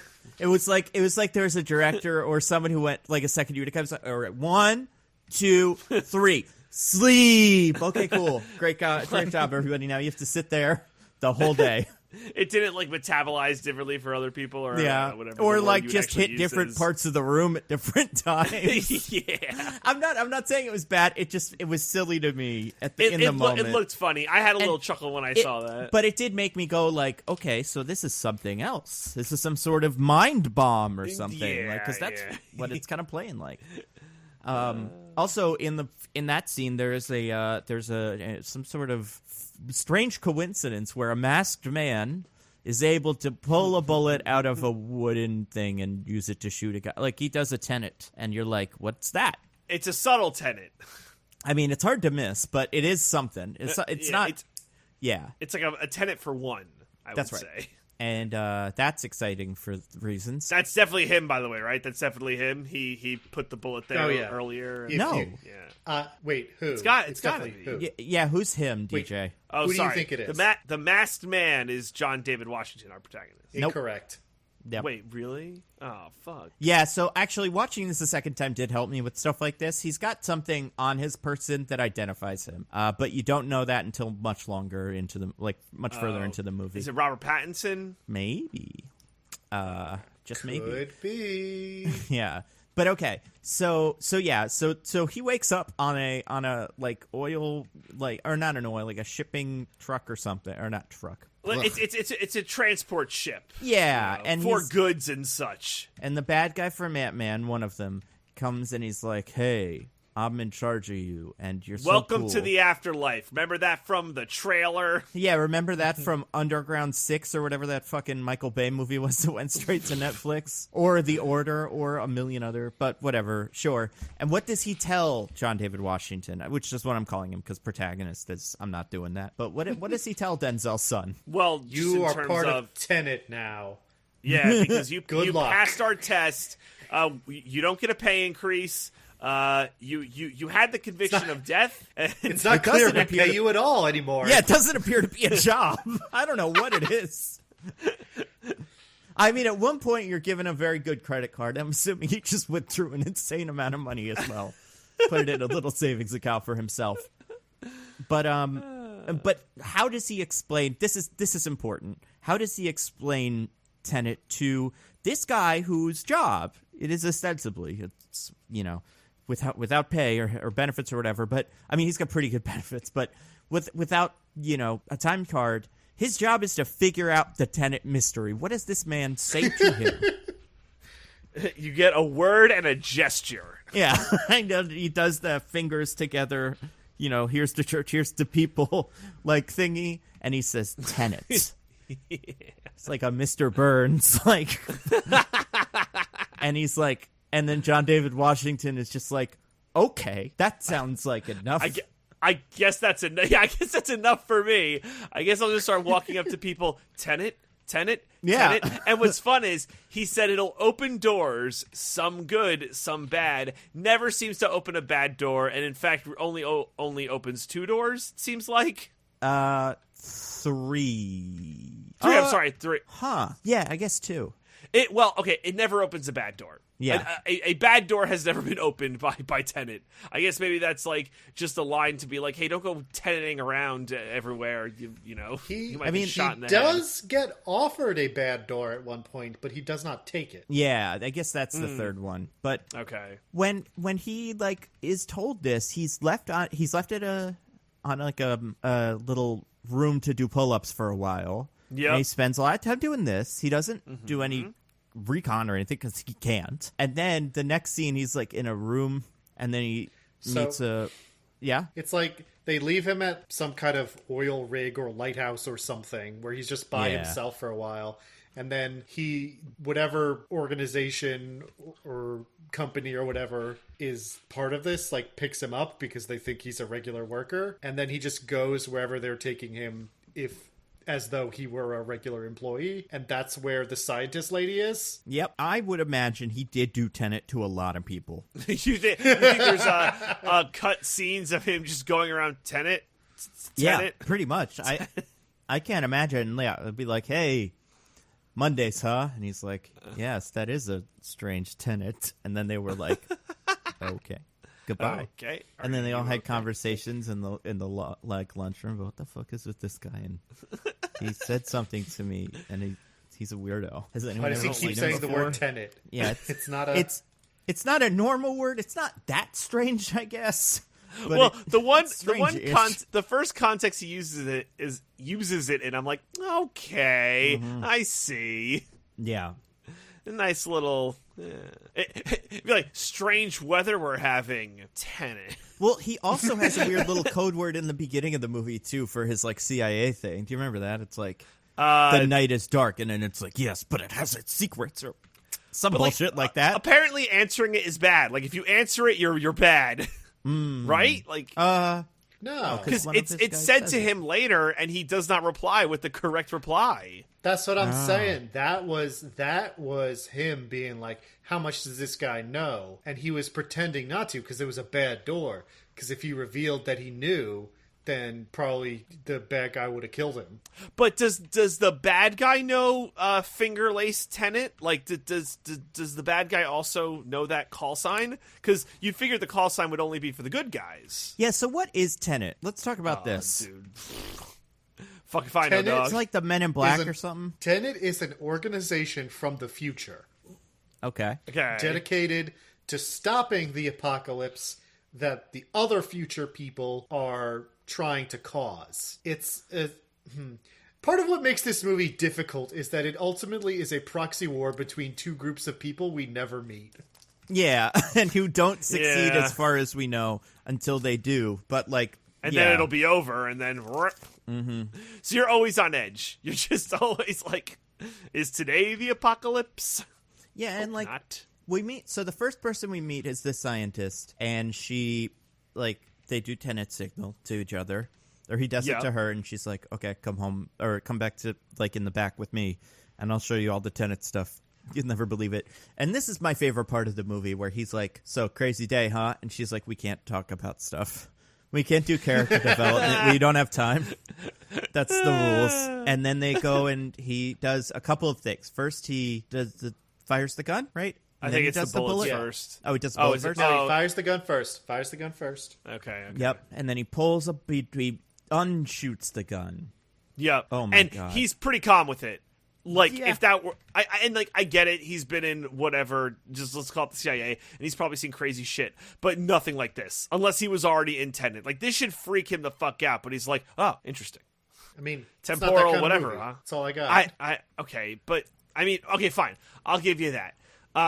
If I may, it's like slight DJ rant here. Yes. I am okay, and I know Diggins is going to push back, but we'll do it anyway. I am okay with the time travel explanation that is in this scene. So basically, it's like if you drop a bullet, you could pull the bullet up because at some point it was dropped, and you know. From the bullet's perspective, it left your hand. So why couldn't you be able to do it in reverse? You know, whatever, right? I'm cool with that. I feel like that never comes up again in the movie because everything else that happens deals with them and like themselves going back in time, not like dealing with objects that are in temporal flux or whatever. That's like a huge problem I have with the movie. Oh, I had a snack because I figured DJ and you would, or Diggins and you would like.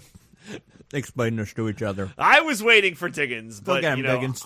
I'll continue. No, I understand what you're saying. I think it's accurate that this aspect of it never really comes up again. It's more about the people reversing their causality and going back and forth. I just don't think that's a problem. But like, here's where it frustrates me. you explain, and the lady says at one point, right? She goes, "Don't think about it too much." And it's funny. I was watching with Michelle. She goes, "That line's for the audience." I'm like, oh, she's like, yeah, that's not for the protagonist. That's for us. And one of you listened to it. It's like that bit in Austin Powers 2 where what's his name? The guy is like, wait, Austin's like, if I'm going back in time, can I see my future self? And then Basil Exposition's like, yeah, it's more fun if you don't worry about it. And then he looks at the audience and goes, that goes for you too. Like, you should make an Austin Powers movie. Screw a fucking James Bond movie. So, all right, I understand, right? You know, and she does listen better than I do. But I will say, if I am going to just slightly turn my brain on to at least try to somewhat understand the concept you explain, you can't throw that concept out the window. It would be like if in the beginning she said, it turns out that bagels have a special property that humans weren't aware of. It turns out if you take a bagel and you put it in the microwave for 37 seconds on the 22nd day of the month, on every odd month, you can actually turn it into an IED explosive and then use it to destroy your enemies. And then if that were to never come up again, I would be like, why did you explain this fascinating bagel technology to me? This doesn't track, yo. But the wider concept of reverse causality is like the whole basis of the movie. Just because the specific like object property doesn't come up doesn't mean important information is not being conveyed in this scene. But then I just get more rules throughout the movie, and am I just supposed to not think about it at all? Basically. Because okay, here's an example, right? Doctor Strange. They basically do the same thing. Here's the time stone. It can screw with time this so movie's that better than Doctor Strange. I'm not comparing this movie to Doctor Strange. I don't know. I think Doctor Strange is a better. I think Doctor Strange has a slightly more likable character at some point. Doctor Strange at least reacts to magic in a way that's not, you know, like he has a human reaction to a phenomenal thing, and that's, I think, the movie's big problem. And I really think all you need is just him to go drop the gun and go, wait, what? And that's all. Thank you. That's all for me to be like, oh yeah, you get it. Because I think that moment, and I was trying to boil this down too, is the moment where I would have been like, where I checked out and went, oh, okay, me and this guy have nothing in common. Like, the stakes of this movie don't exist because I have no connection to this guy. But if he had his eyes open a little bit and he goes, wow, tell me more. And it's, yeah. I think at least Doctor Strange, like, he yells and stuff. And at least in Doctor Strange, like, at least the parts where, oh, I want to do a cool effect where I can have stuff reverse, go backwards and forwards at the same time, at least it's done in a way that doesn't just totally throw you through a loop, and the rules are fairly consistent. You get a simple example with the apple early on, and then they expand on it later. I was never thrown for a loop in this movie. Really? It's not that complicated. I disagree. I agree with Diggins. I don't think I was thrown for a loop. However, I think the reason I like Doctor Strange more than this is because Doctor Strange is just a very kind of middle-of-the-road competent one of those. And I disagree. I mean, you know, it's kind of like a by-the-numbers Marvel movie, you know, where it's like he, you know, I don't know. He, like, has the thing. He goes and does an Iron Man. He has a character flaw. He kind of gets over whatever. But at least, like, I think for me with Tenet, my problem is, like, I cared so little about John David Washington and that I couldn't even enjoy the spectacle of it. Because there's so much fucking setup every time they want to do something. And so much explaining. And I feel like I need that to get through a movie this complicated. Yeah. I think that's... I don't know that's fair. I mean, like I said from the beginning, like, spoilers for the audience. This is something I said to DJ before we was recording the podcast, so I'm not coming up with this now. But I think he's got the causality of his issues backwards. I don't think he doesn't care because he doesn't understand. I think he doesn't understand because he doesn't care.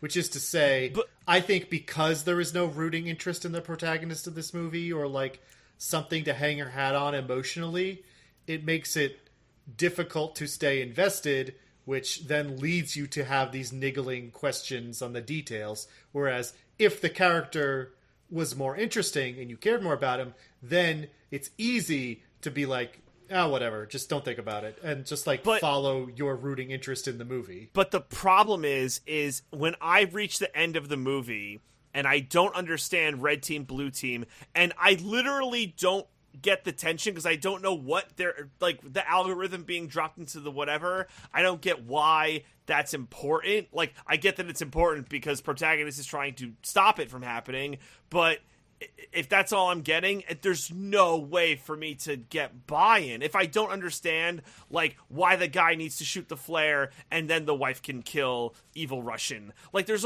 trying to build all these beats, and I'm not following the thread. And maybe it's because I'm a bad movie watcher, or maybe something else is going on. A, I don't think any of those beats are that complicated. But B, you're kind of saying the same thing I said, which is if you had a rooting interest emotionally in like what was happening there beyond just we got to save the world, then it wouldn't matter to you to think too much about like, but what exactly happens when when the bad thing happens, or why exactly can he die? You would just be like, I understand what the stakes are here. I understand what's supposed to happen and not happen, and I'm gonna watch what happens. Yeah, but like, no, I don't know. I think you're both saying largely the same thing, right? Like, I think you're more or less on the same page, but I think it's just that I'm on the red team and DJ's on the blue team, so we're seeing it happen from different yes, exactly. angles. So, but that means at one point you're seeing the top of the building blow up, and I'm seeing the bottom of the building blow up. Yeah, but I feel like then at one point I will get it, and you will not, Diggins. Somehow you will lose information. That's true. I think DJ is currently wrestling with himself in a hallway or something. I think that's what's happening. I'm wrestling with something with this movie. Unbeknownst to himself, he is wrestling with someone who is him. But if I could, Nando, make your point, then I would just like to take a quick. I was just gonna say, I think another aside. It might even be and I didn't want to use this word, but now I have to, inverse of what Diggins is saying. For me, like, were I to care about the characters, I think I might put more work in when things are being explained to being like, okay, I need to know why this is going to hurt protagonist who I love so much. So I'm gonna figure out this time stuff. And really, like, you know, I'm not gonna, not even like I'm not gonna look at my phone, but I'm not gonna have another thought because I want to make sure that Doctor Strange gets all the things he needs, and I need to know what what the stakes are minute to minute. And I think because I don't care about him, my brain does kind of turn off. And I wonder if if protagonist was more of a protagonist and less of a blank slate, if maybe I would. I don't think I had a huge problem with it, but I do think the stakes, I think I figured out pretty early on that the stakes weren't going to matter for me, so I didn't try to make them. But I wonder if I wanted to figure them out and like wanted to really enjoy this, if a better protagonist would have forced my brain to like try to really get into it. Because I think like there's movies like other Christopher Nolan movies, like even Inception, which I don't think makes quite that much sense anyway, or like, you know, Inception has plenty of rules that break its own logic within the movie, but you still like, I don't know, you're forced through it. Actually, Nando, this dovetails lovely with my next point, if I may. Yeah. So I was going to say that, so Inception, right? Just compare this to a movie not like Doctor Strange, which is nothing like this movie, but a movie closer to itself, right, in Inception. I think that what Inception does well is that early on you are brought into the action, and it doesn't show you the whole picture, but as you watch the movie, more and more is explained and layered in a way where you get the full picture shown to you at some point, where at least you understand enough to, at the end of the movie, you get your fun little twists in action, and you get what's going on, right? It's not a total mystery, what the fuck happened. You know, there's like not a cliffhanger, but there's like a mystery ending, and that's fun, and, you know, whatever, right? And it helps that there's interesting characters that you should care about, and Leonardo DiCaprio, you know, just wants to get back to his daughters, god damn it. And that's fun. I think this movie doesn't give you that kind of payoff and makes the rules too complex and doesn't really ever give you it gives you a full picture of what you're going on, but I just felt so in a fog by the time we got there that that might be it, Nando, that I just totally checked out because I was so confused, and I just didn't really care about this character. I'll give you this too, DJ. I think the rules of the movie are complex enough when it comes to teneting, sure, but I think the movie also sees it fit to throw in more new concepts at the audience to impress us with how much Christopher Nolan knows about art museums and shit. that, like, it does get a little bit like, okay, wait a second. So this room is going to fill with the gas, and this door is going to lock, and also they're running backwards in time. Like, I think the foreign concepts for this movie, there's quite a few of them in every scene where a character has to sit down and just go like, do you know about this art thing? Do you know about this? What's another one? There's a bunch. Oh, do you know about the bungee jumping? Do you know who this person is? Arms dealer. Do you know who this guy is? Do you know how, like, crews on freight airplanes work with gold and shit? Yeah. I don't think... So, I think the movie could do a better job I think the movie could learn from, like, a Super Mario game in terms of, like, we're going to teach you a rule and then use a lesson or use a level to like that you use the rule in, and then we'll teach you another one in a new level and another one in a new level. Like, I think this movie does throw a little bit at you too quickly, kind of. But I think I have a question. Maybe the problem is in the other mechanisms within the movie. Yeah, I have a question for Diggins. Yes, Diggins, I have a question for you. Okay. So let's pretend we're gonna do a little role playing thing. So I'm not gonna be me. I'm someone who you actually care about, and doesn't just think is a huge Dumbo. Like who's that person? Like your sister, or like DJ? It's you. Stop it. I care about you as a person.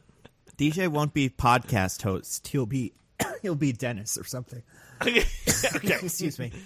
And yeah, it's not podcast host, but Dennis comes to you and says, Diggins, I do like Christopher Nolan, and I am a fan of most of his movies, but I was just so lost in this movie, and I couldn't figure out what was going on, and just by the end it killed me because I felt like I was trying so hard, but I just didn't get it.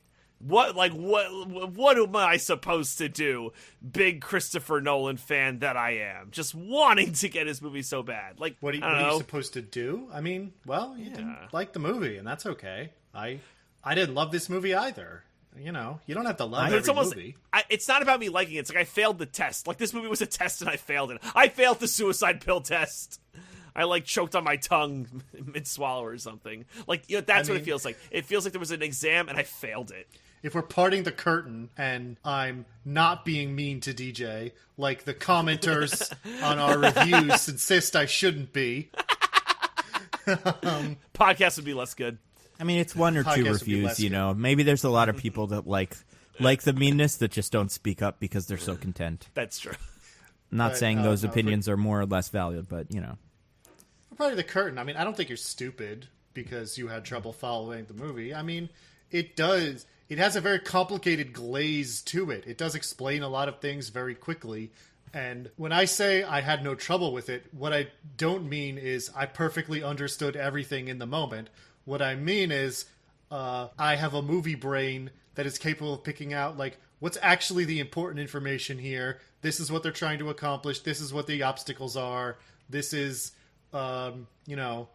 what I'm rooting for to happen and to not happen, or what the movie wants me to happen, is wanting me to root for. And that's the information I need, and I'm going to go off of that. I mean, if you are, like, trying to pick out the details of what exactly is happening here and why, then, like, yeah, it does get confusing. And I understand why you would be thinking that, because the movie doesn't give you that much else to focus on. So I don't think you're stupid, and I don't think it's unreasonable that you were confused. I know you don't think I'm stupid.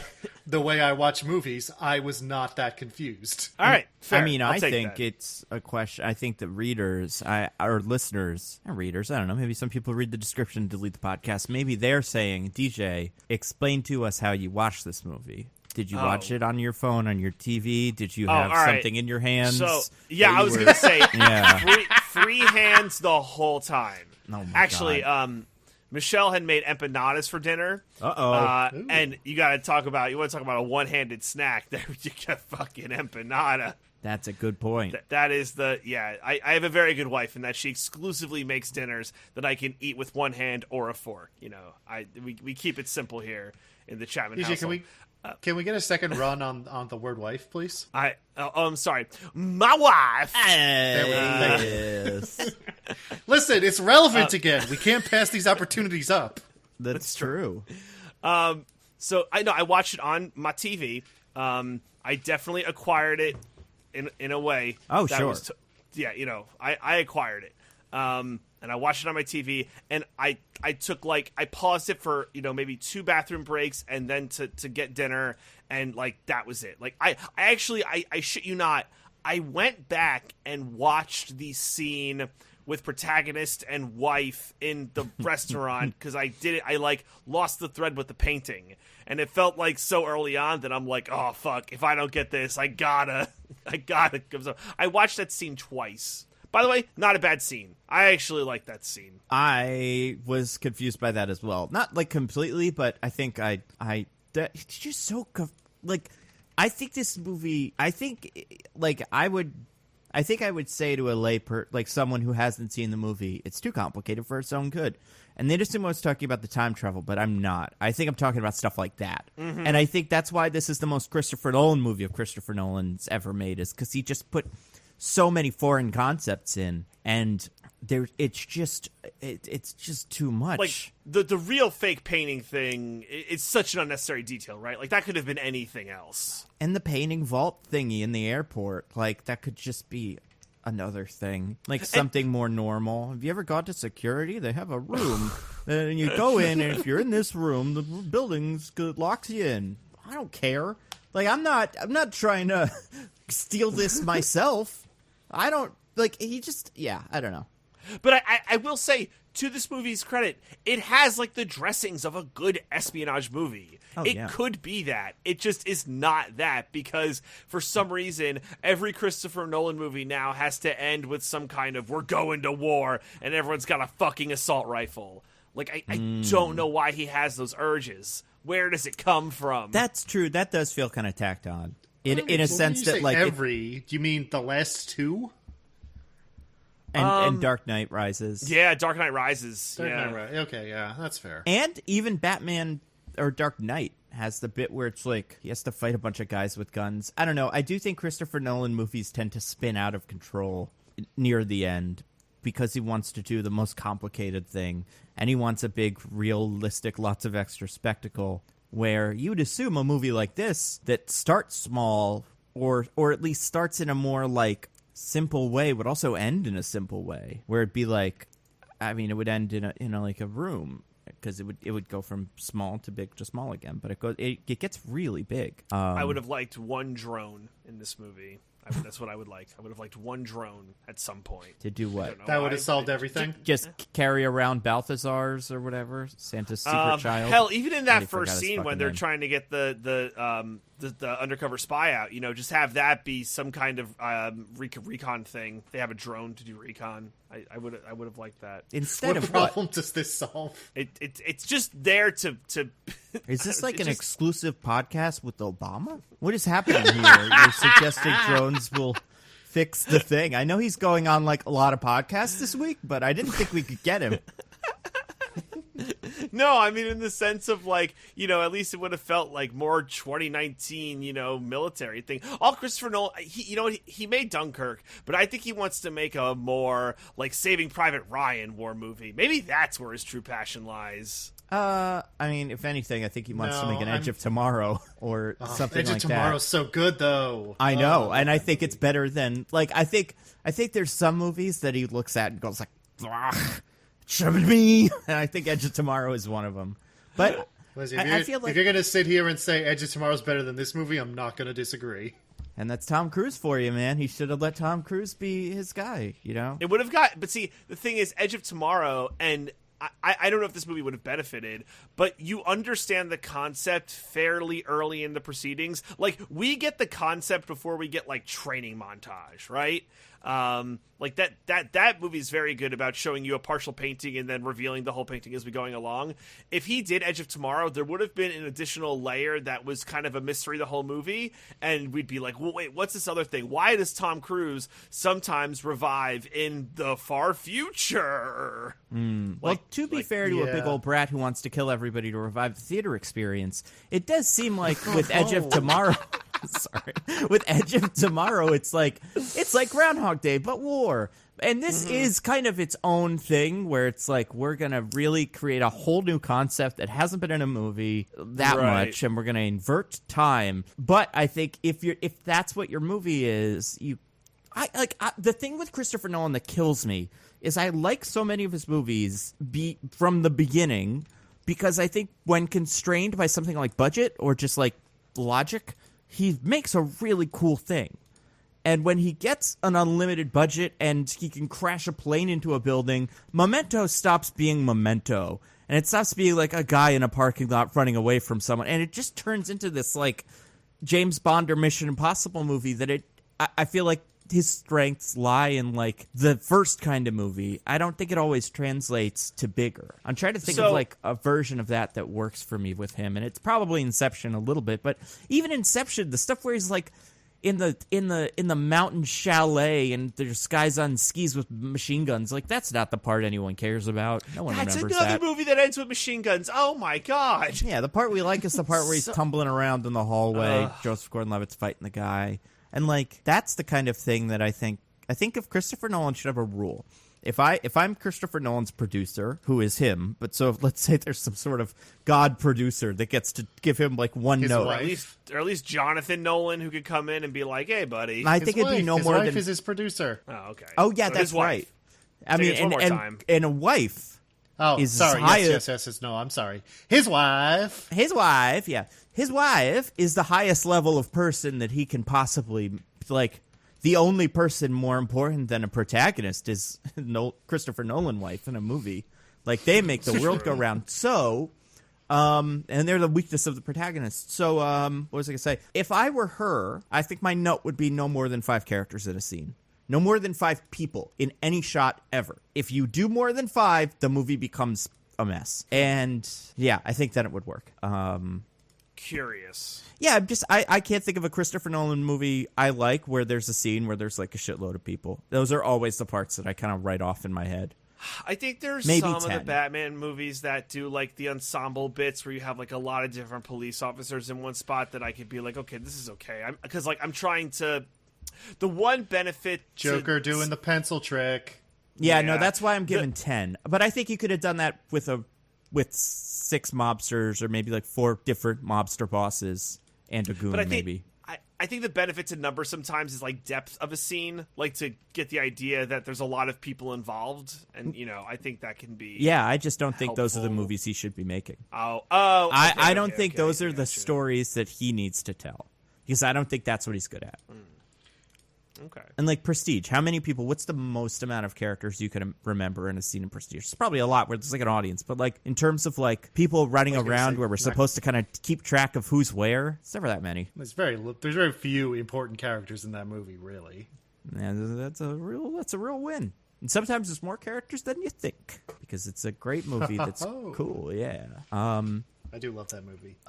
It's a great movie. Christopher Nolan has a minor case of J.J. Abrams disease. Oh, God, he loves mysteries. Now, Christopher Nolan knows what the mystery is going to be.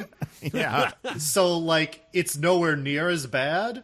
But sometimes you're like, this would be better if you just told us. But like mysteries aren't always bad. I think there's a blend of mystery and I don't know, like confusing set dressing that if you get the formula off, then the movie's kind of fucked. And I actually think Tenet might fall into this category. I love mysteries. Like a good mystery story. That's like one of my favorite things. It's just there's a tendency, which I call J.J. Abrams disease, to think that every single plot point in your movies should be a mystery. And it's like, no, for the most part, you should tell us things. And only 1 or 2 things is a mystery. Yes. And then that is like the interesting question. Right. We have to know things or else it gets confusing and boring. Yeah, I think there's a lot of stuff in Tenet, to come back to the movie we're talking about, where like a thing happens, or it's like a character reveals a detail and you're like, oh, this will be a thing later or something. Like it's like, I was on the boat and I saw a woman dive off the boat, and you're like, okay, I think I see where this is going, but I put that in the memory, because this is part of the mystery. And oh yeah, and then there was a guy and he was running away and he had a little thing on his backpack. And, oh, okay, so that's another thing. Like, I think the thing, I want to say it was Dan Slott, like Spider-Man writer, comic guy, who was twittering the other day, and I don't remember what the phrase he used was, but it was like he didn't like it. Oh God, what was it? Like, let's say like the word is funkies or something. That's not a good word for it though. But the idea was that like he doesn't like it when a movie has more than one thing that's weird. Right, so his example was like Looper. He doesn't like that it was about time travel and also telekinesis. Like, he thinks the telekinesis kind of dilutes the movie, and like the pitch has to be kind of more concise. And I think the thing about Christopher Nolan that makes his movies tricky is, at least at this one, and kind of Inception, although I think this one is a good, like, it's probably as bad as it's gotten, besides maybe Interstellar, is that like there have to be some concepts in a scene that don't need to be explained before the scene starts. We just need to be able to go into a room and expect that it's going to behave like a room, as opposed to like a special fancy magic room. Like, characters have to explain so many things to each other that like there's just a lot to like keep track of. And yeah, I think you either have to go like, okay, I'm going to get a whiteboard and write down everything, or just like give up, which is fine. Like, not like give up, but like kind of turn your brain off, watch an action movie. But I think a good Christopher Nolan movie is more than that, and that's why I find this movie to be very much like kind of a bummer. So, example from this movie that I find to be in an area of, I find it hard to turn my brain off because it truly, truly, truly makes no sense. Okay, so one of the first, when protagonist and Neil are in the like the art place, right? Yeah. And they're about to get teneted. Protagonist sees the bullet stuff in the wall, right? And that is revealed to be him who he fights with. When protagonist, who's in the SWAT gear, is trying to shoot himself, is he trying to kill himself? And if so, why? No, I think he just remembered that those were there, and so he did it. And then the question becomes, where did that come from? How did it start? And that's when you're thinking too hard. Well, no, yeah, and I don't care about that second, third order stuff. But you're telling me that he just did a thing to do a thing? Because I feel like the time stuff is something has to happen incidentally, and then it's there. But like, if you're literally putting it there to put it there for no other reason than to put it there, I think that's kind of lazy. Like, sure. If it was he was shooting at the bad guy and that's how those things got there, then okay, that's how those things got there. But like, oh, I put these there because they were here. Like, come on, man. Like, well, I guess it's I would say it might even be more like, not I put them there because they were here, but like he goes into the this is tricky. Like, okay, example, right? In Harry Potter, the third one, at some point, like, Hermione throws a rock to distract themselves, and then Harry gets hit with the rock, right? And it's like, okay, they threw the rock to distract themselves. It wasn't, oh, you got hit with a rock earlier, I have to throw a rock to ensure you get hit by that rock. It had a purpose to it. But there was that in the movie, I feel like. There were bits where they were like, we have to do a thing because that's how it happened, kind of. Or at least, I guess that's far enough in the movie for me, the scene you're talking about in Tenet, where I'm like, all right, I guess by this point in this scene, he knows that he's in it, and he has to kind of play along to get past it. So I didn't mind that as much.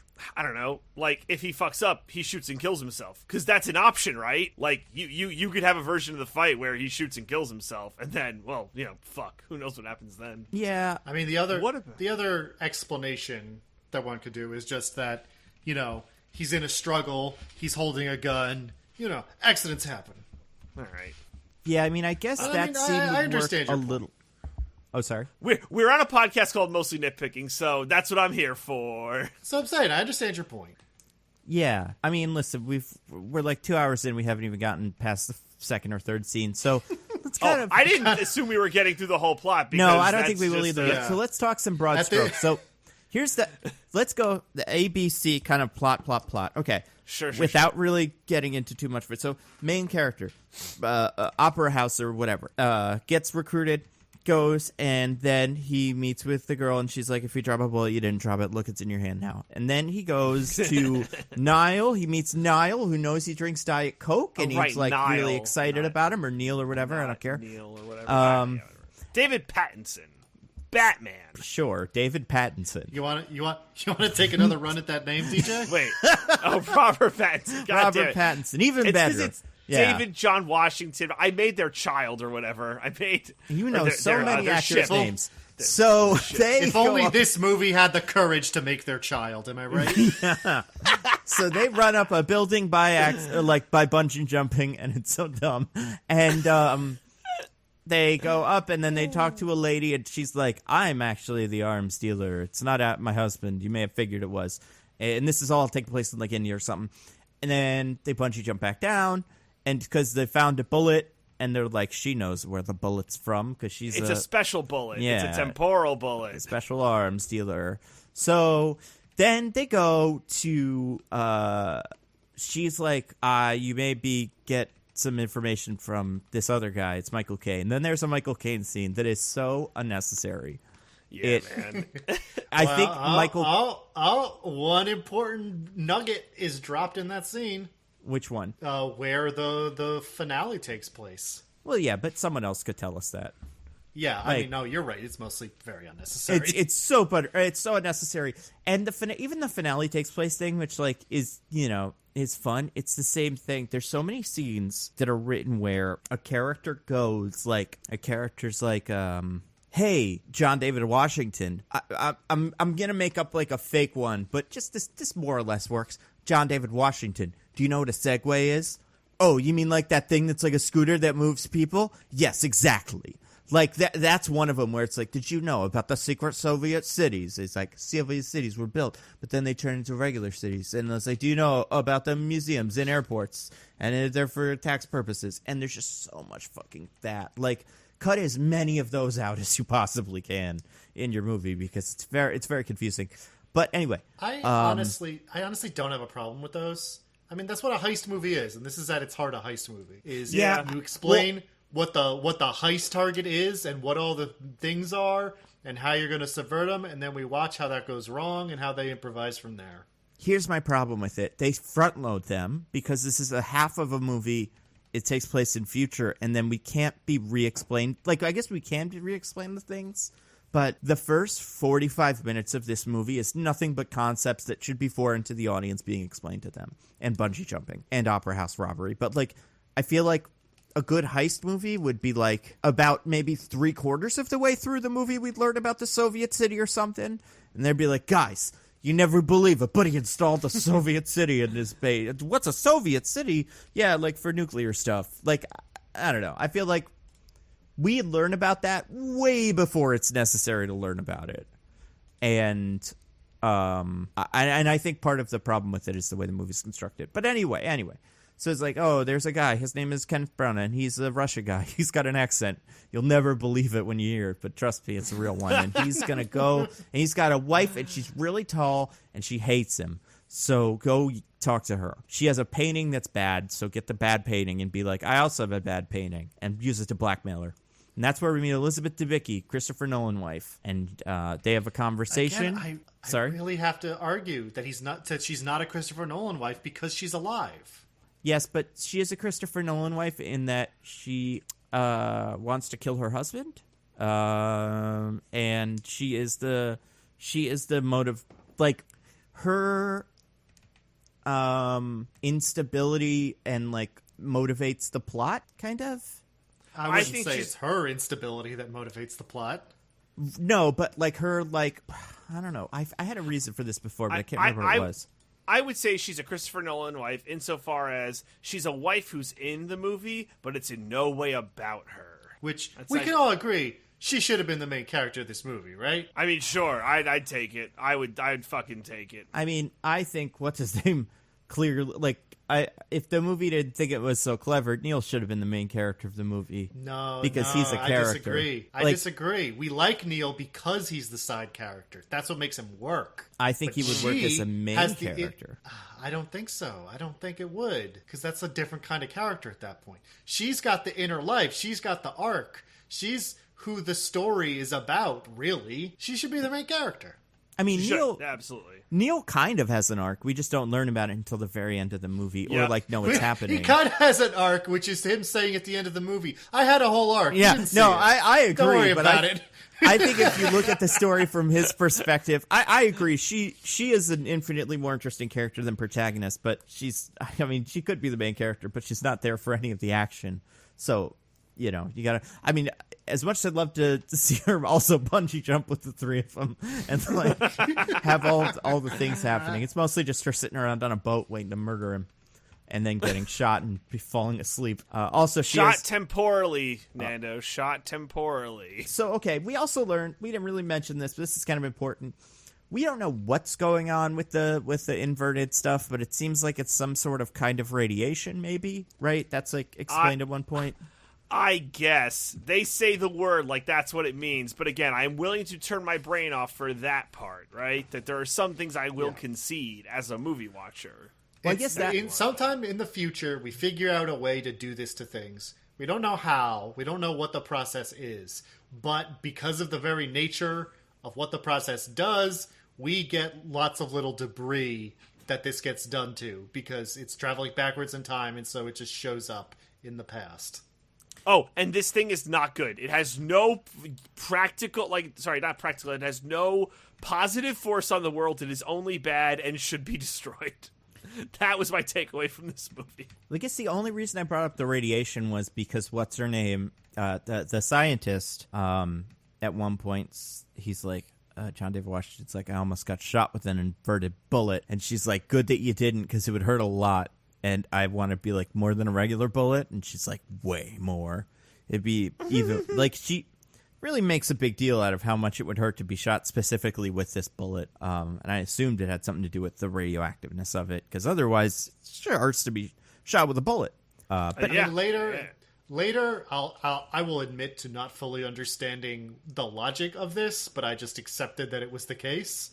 It is implied that if you are shot with an inverse bullet, something about the wound is like, unless you are also inverted causality, it's like you're not, it's so much worse than a regular bullet wound that it's gonna kill you. I mean, so would a regular bullet wound, but whatever. Well, and we'll learn the thing about breathing, and that really fucks up the logic of it, but that kind of, I guess you could apply that to being shot, and it's the same problem. You know what's crazy? I thought, so before they explained the oxygen thing, I saw them with you see them with oxygen tanks, and I had assumed, I'm like, oh, in temporal reality, they breathe out oxygen and breathe in carbon dioxide, so they need their own oxygen tank so they could breathe in oxygen. I'm not gonna lie, that would have been so dumb that I would have been into it. I mean, that might as well have been it. It's as stupid. Like, what's the word for word example or explanation we're giving? Is that like it passes through your membrane, I think, of your lung. Is that what it was? Your inverted causality membrane cannot absorb regular causality oxygen. Because I guess it just doesn't flow right. So you need like inverted oxygen or something like that. Yeah. Yes. And the other fucked up thing with that is I didn't understand how they had like inverted rooms set up in like the regular time, right? And all this is at the end of the movie is sometimes they have oxygen and sometimes they don't. And like how does inverted wife at the end be on that boat? Well, she got uninverted. Well, she uninverts. She just goes back further than them so that she has time to get to Vietnam. She is uninverted before that scene. I think the real question is, what do any of them eat, and do they shove it up their butts? Because the answer is yes, I think. They need inverted food, and or they eat a big poop. I don't know. Who do you think was the first person who got inverted, who then went and watched another person have poop shoved into their butt? Well, okay, so the weird thing is, they say, you are inverted, the world around you is not. So, like, your digestive tract moves the same, right? Right? Yes, but you have to, presumably. You can't eat inverted, like, you would have to eat inverted food, I assume. Yeah. Unless you ate a poop. Probably. Then that would... If you can't breathe uninverted air, I have to imagine you can't eat uninverted food. And he doesn't bring any uninverted food with him through the inversion machine. They're as far not as eating. We see. That's, you starve. I guess that's right. Yeah. But okay. So all right. So he meets Elizabeth Debicki, and they go on a boat. It's a lot of stuff. There's a lot of stuff with. She has a painting. that she didn't do good forger. Like, it was forged, and she said it wasn't forged, and that's blackmail that Kenneth Branagh is holding over her. Yeah, it doesn't matter. There's a painting, and it's his power. Yeah. It doesn't matter. I will explain it because I did understand this. Okay. She looked at a painting, and she said it was a genuine Francisco Goya painting. Her husband bought it, but it wasn't a genuine. It was a forgery by some friend of hers, Thomas Arepo, which is opera backwards. Whoa. Nah. And so this is like blackmail he can use, because if he alerts the British authorities, hey, this painting I bought is a forgery, then she gets in serious trouble. Yeah. Cool. Now, hold on a second. You know what? Screw it. I don't care. The painting stuff doesn't matter. There's a museum, and that's a whole big thing, too. Well, we know that the painting is being held in a museum. Yes. Or not museum, excuse me. Museum's not the right word. Vault. Airport viewing vault to stave off. Freeport. They're called what's the word?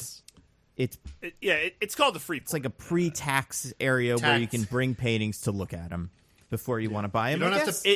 You don't have to pay customs on them as they're shipped around the world, because they're staying in these free ports. I need to say something very clear to the audience. This is not a Money Plane style gallery. However, a Freeport would have made way more sense in Money Plane. That's true. If they were like, I need you to go to the Freeport. So maybe they could have taken some notes from Christopher Nolan. Imagine if Christopher Nolan made Money Plane. Oh, God. It would be like a time travel plane or something. Yeah, it would. What if Triple H or The Edge or whoever the fuck was in this instead of John David Washington?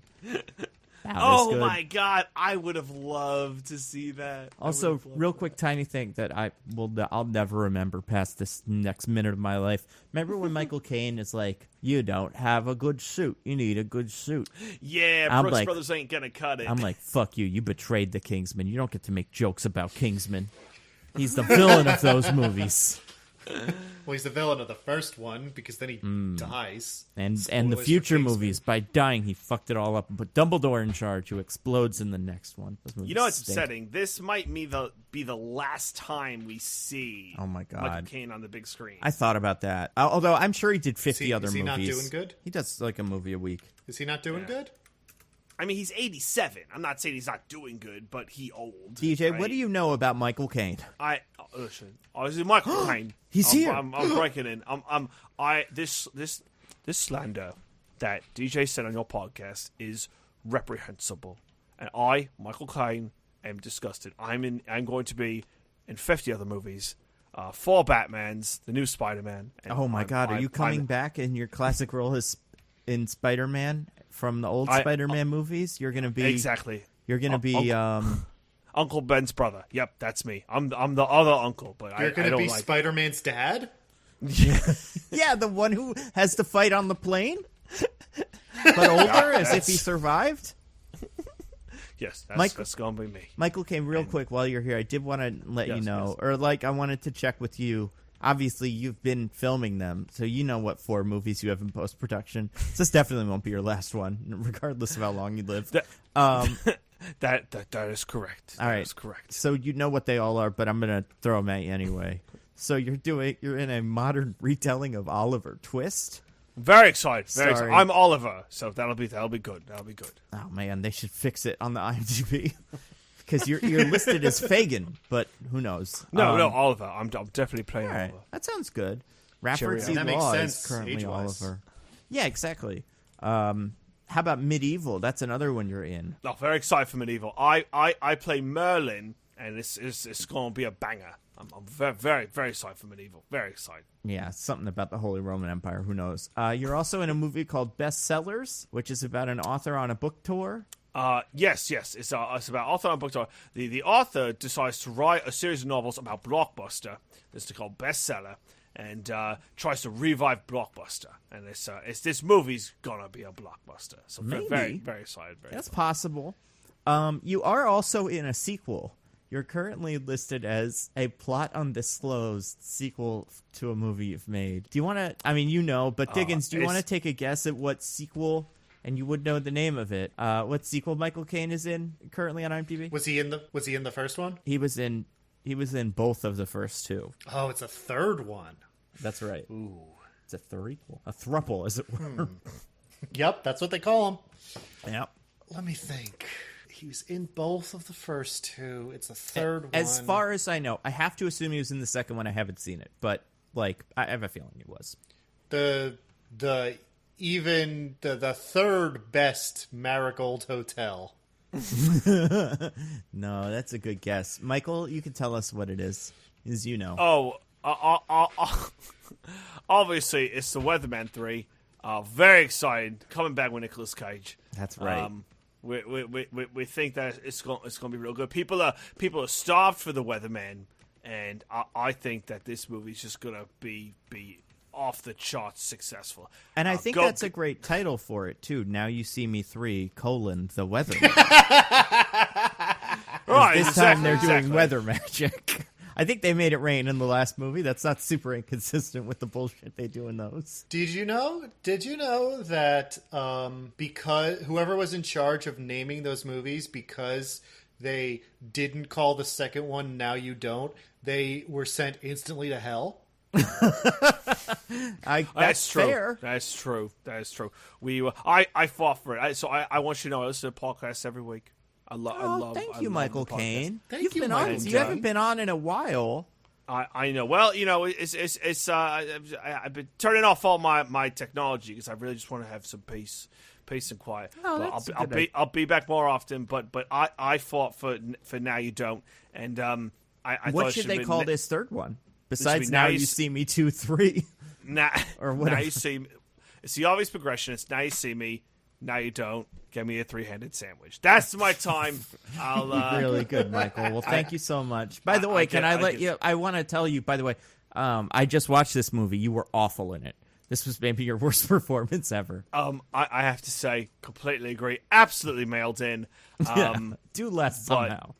It's you gotta get that paper. As my favorite host, Chris Diggins, always says, I'll take any motherfucker's money if he's giving it away. That's right. my time. Thank you so much. Cheerio. How's your mom?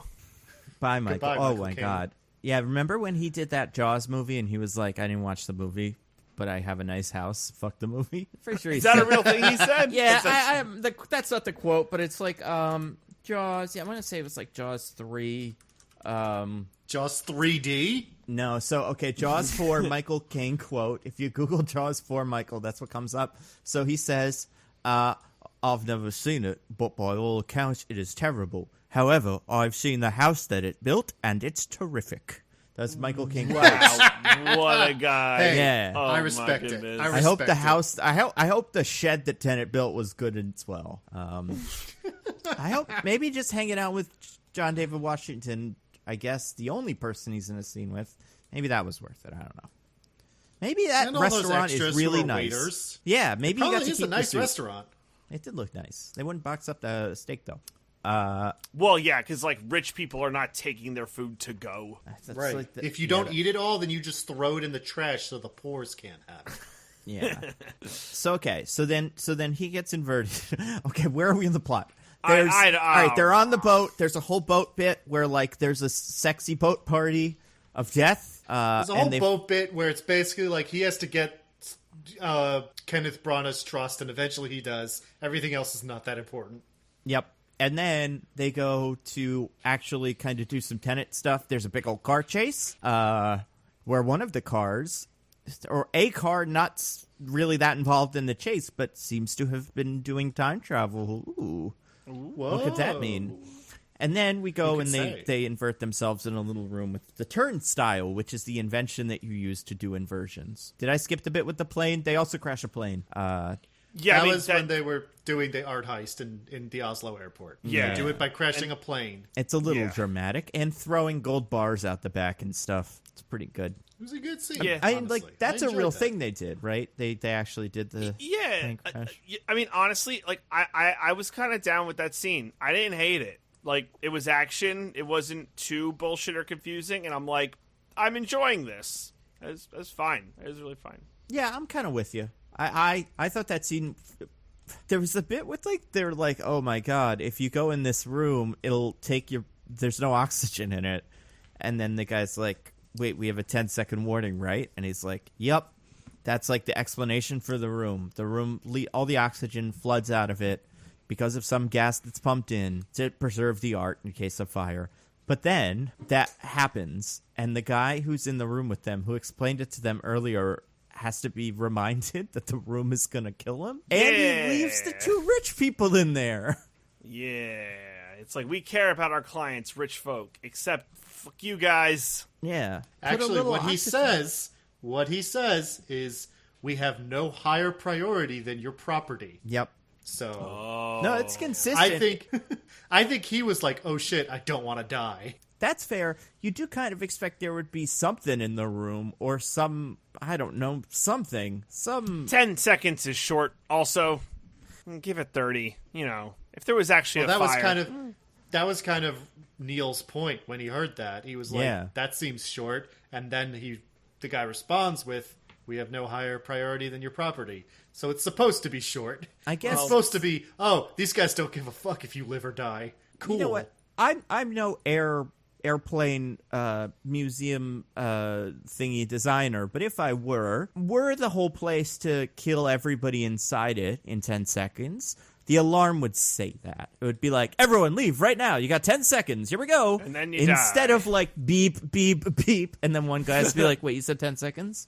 And then he slides Indiana Jones style out of the door before the protagonists do. But so I would argue that I bet that guy who works there, the curator or whatever, I bet his higher priority is his own life. I'm just willing to take a flyer on that one. Yeah, probably. I'd like to believe that he's outside, though, crying about how he killed two men just then. Or something, you know? Right? I could have saved them. Survivor's guilt from that inversion heist. He's like Batman. He's like, I'm not going to kill you, but I don't have to save you. Yeah, Christopher Nolan loves that shit. Maybe this happens every week, you know? Some stupid time. Lost a couple others. So used to it by now. Can you imagine, though? Like, so in like, let's say that was a real thing that all happened and not a big heist. They're just two super rich people. So, like, there would be, like, a, story in the paper. There was a plane crash. It crashed into a hangar. No one was killed. However, Bill and Melinda Gates were suffocated to death in the art gallery underneath the airport because the airport did that to them. Well, no. If that happened to Bill and Melinda Gates, they would just upload their consciousnesses That's into true. the clones that they have prepared in case they ever die. Maybe that has happened to Bill and Melinda Gates before. We'll never know. Yeah. Okay, so then there's a car chase, like we said, and then the guy who is Gilderoy Lockhart goes back in time. Back in time. Yeah, and he inverts himself. By the way, inversion, as much as the movie does it explain it, it does throw in something that I don't even kind of get. But I know, Diggins, you're like maybe you're more of like a physics person. Inverted entropy. Does it mean anything to anybody on the planet besides Christopher Nolan?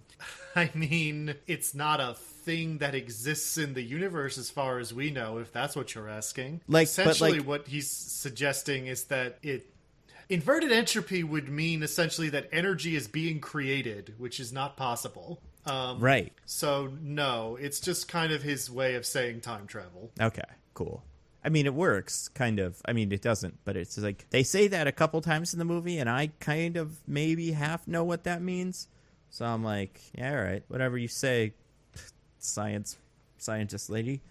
But okay, so then Elizabeth Debicki gets shot. Oh, and there's a bit where what's his name is talking to himself, kind of. He can hear the words. There's like a satyr is on the other side of a wall. We haven't really talked about this, but you have to be on. Like, if you go through one of these turnstiles that inverts you, there's kind of both of you happening at once, kind of. This scene is cool, I think, actually. Yeah, do you want to explain it? Sure. So, essentially, after the big car chase, Sator gets the thing, which we would led to believe is a thing of plutonium, but actually turns out to be this mysterious thing that he's been after the whole movie. Or Sator has, that is. But the case didn't actually have it, so he has captured John David Washington and his own wife, and he is threatening his own wife. He's like saying he's going to shoot her unless John David Washington tells him where he hid hid the thing that he wants, because we don't know what that is yet in the movie timeline. What's cool about this scene is we're actually dealing with a reverse causality satyr. So he says his line backwards, and then, I don't know, someone has rigged up a thing so that it plays the thing that he actually said forwards so that John David Washington can understand it. But yeah, he is doing this kind of weird reverse interrogation where he is asking, where he is saying all his stuff backwards, because we actually follow him. He shows up at the end, and he's like, "Where'd you put it?" He's like, "I already told you." I'm like, "Oh, okay." And then he hops in the turnstile, reverses his causality, and then we see the interrogation from his point of view, where it becomes this like weird like mess where he is saying all his lines backwards, because that's how it has to be from his point of view for it to have made sense the first time around. Right. But it's pretty cool because he's like threatening, the way he's threatening her with like the reverse causality bullets and all. It's pretty neato. And just the way we follow him through it and see it from both perspectives. It's a good usage of the premise of the movie, I think. Yeah, I agree. Seeing the gun, like, or seeing the bullet hole and then being like, there's a bullet that's going to show up here. And it's like, oh, yeah, I guess there is. So I hope he doesn't shoot her or does. But we know that might happen. Yeah, I think that's pretty clever. So she gets shot with a time bullet. Oh, yes. no. Bad. That's so much worse than a regular bullet. It really is. It blows you up. But in time, you don't want to get shot with that. Nah. Got him. All right. So then, they go to... what's his name's goons show up? Not Sager's goons, the good goons, the hero goons. Good goons who we didn't know existed until now. That's right. Who are led by Aaron Taylor Johnson. Yeah, Sergeant Quicksilver. The lesser of the two Quicksilvers. And did you notice it was him immediately? That it was Aaron Taylor Johnson? Yeah. No, I did not know it until you said it when we were recording this podcast. Oh, really? I knew it from minute one. I was like, oh my god, it's Aaron Taylor Johnson. But something about the accent didn't quite work, because not like it didn't work, because it was the right accent, but my brain was like, he doesn't have a shitty fake Russian accent. What does he even sound like? And it turns out that it's probably that. But he's part of Tenet, the organization that is the whole thing, that does knows what time stuff is and all that great jazz. And they go, and he's like, all right, here's what you got to do. You can go through the thing, but only if you see yourself on the other side doing it, then you know that it can be done, which is cool, kind of. Yeah. And they bring Elizabeth Debicki into the thing so that she can have her bullet wound re-inverted and she won't die. That's how that works, So right? I think I've been thinking about this. I think what it is because it's a reverse causality wound, it's like getting worse instead of healing because it's traveling backwards in time. So she needs to also be going backwards in time, or else she's not going to heal properly. Yes, that makes sense. I think that's right. I figured it just, even if, because she does, yeah, I think it's like if you get shot by a causality bullet, it does more causality. If you get shot by an inverted bullet, it does like 50x damage until you go back to regularville, which in that version is the inverted timeline that the bullet came from, and then it's just like being shot with the normal bullet. Almost like being poisoned, and then you just have to like cure yourself for a second. Otherwise, you just bleed health until you die. It does feel like the inverse bullet is not as bad as a real bullet, because if you get shot with a real bullet there, you're going to have some problems. Right, but Like, we're talking about that's- movie bullets, where if you Yeah. don't die on screen immediately, then no bullet can ever kill you. That's a good point. And That's also, a great did he point. want to kill her? I don't think he cared at that point, because his plan only involved, from that point forward, his plan only involved past wife, not Right. present wife. In fact, he seems So- surprised that she's alive later. So I think Yeah. he totally wanted to kill her. Why didn't he shoot her in the head? Come on, guy. And I'm not, it's James Bond movie logic. Like, yeah, you shoot him in the head, sure. But I guess in a movie like this, where characters can literally kind of see the future, it does really make me question what their motives are in all of the moments. However, then we get the reverse of stuff. John David Washington goes into the Tenet, into the turnstile, and he gets teneted. I will say, at this point in the movie, when I feel like you kind of think you have a grasp of what's going on, they are firing information at you at an insane clip. Oh my God. God. Like, I need a pause to take some notes. So we learn, so things we learn in this moment. So if you go into the thing, besides all of the bullet things being fixed, you also get, like, you can move backwards in time, but you have to, like, walk backwards, kind of. Like, you're moving in the wrong direction of the world. But also, you can't breathe regular air, so you have to have a little mask on. Very unless you're in an inverted room filled with inverted oxygen, then it's fine.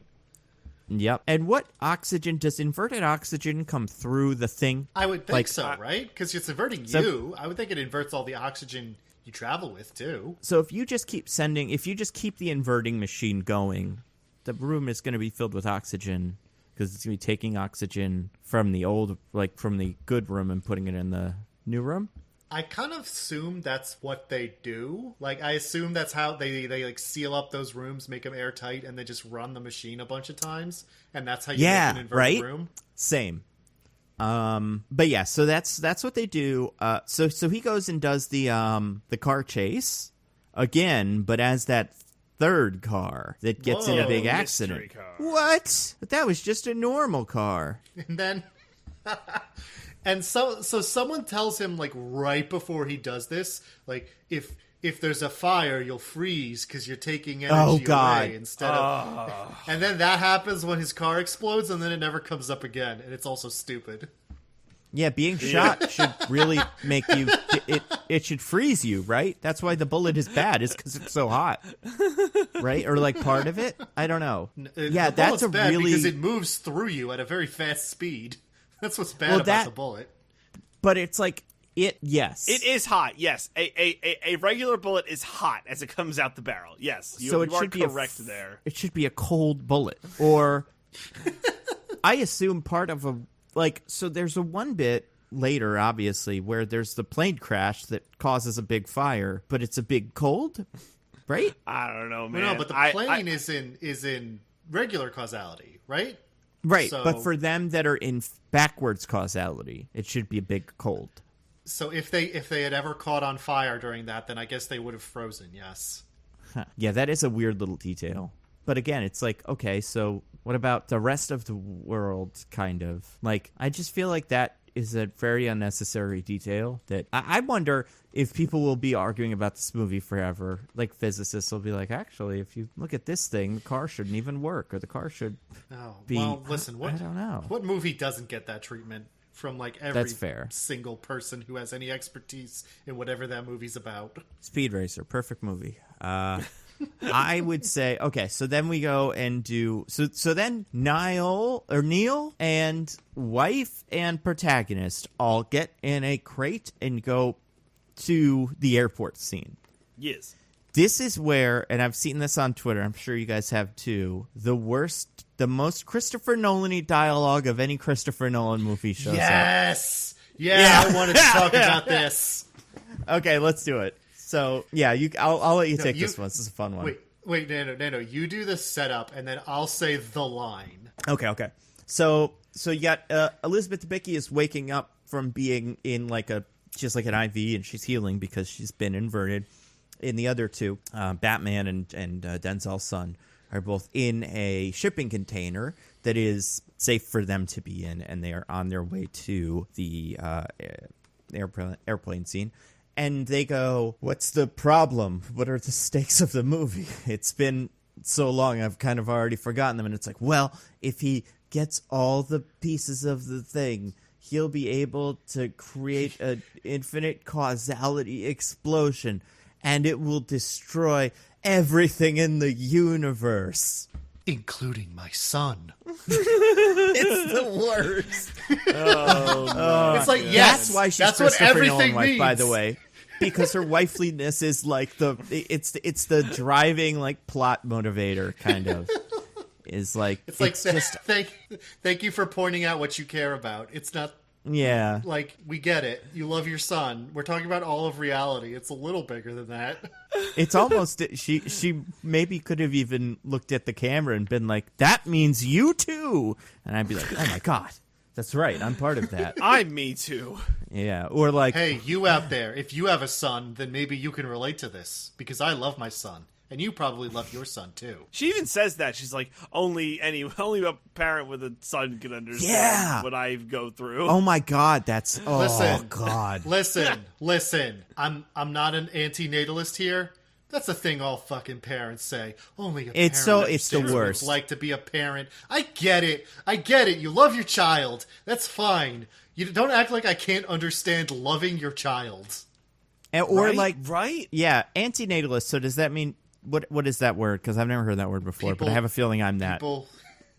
People who say people shouldn't have children. Okay, maybe not that, but kids are gross and they stink. And yeah, that whole like, oh my God, you can't even understand love until you've had a child. Nah, you just have a child, and you have different opinions about things, but it does it is a weird way to kind of half diminish everyone's experience in the movie. Yeah.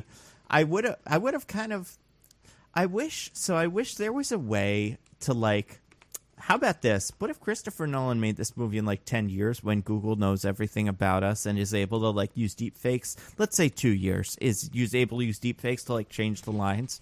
So they could change it to whatever I actually care about, So it'd be like, it's just going to destroy the world or it's going to destroy the world. And then she'd be like, yeah, and there'll be no more Marvel movies. I'm like, oh no, I didn't even think that was possible. I was going to know Nando's priorities. I was going to be more generous to you, Nando, and have her say, even my adorable cat, Mortimer. I was thinking about that, but the Marvel thing was on my mind because someone was talking about that on Twitter today. And also, Mortimer's been a real brat. He was about to pull down one of my box lights right as we said it. But no, I would love it if he didn't explode in the world-ending apocalypse. But yeah, I think maybe they could micro-target the movie in that way to kind of really raise the stakes. Because, yeah, that scene is awful. Or that line is just so silly. And, yeah. And then they go, they do it. Her son's gonna die. Her son might we now die. understand the full gravity of what's going on. Yeah. It's like the scene where what's his name? Remember Guardians of the Galaxy 1, where Peter Quill or Rocket's like, why do you care so much if they destroy the universe? He's like, because I live in the universe. Yeah, it's right. that, but in a serious movie and not as a joke.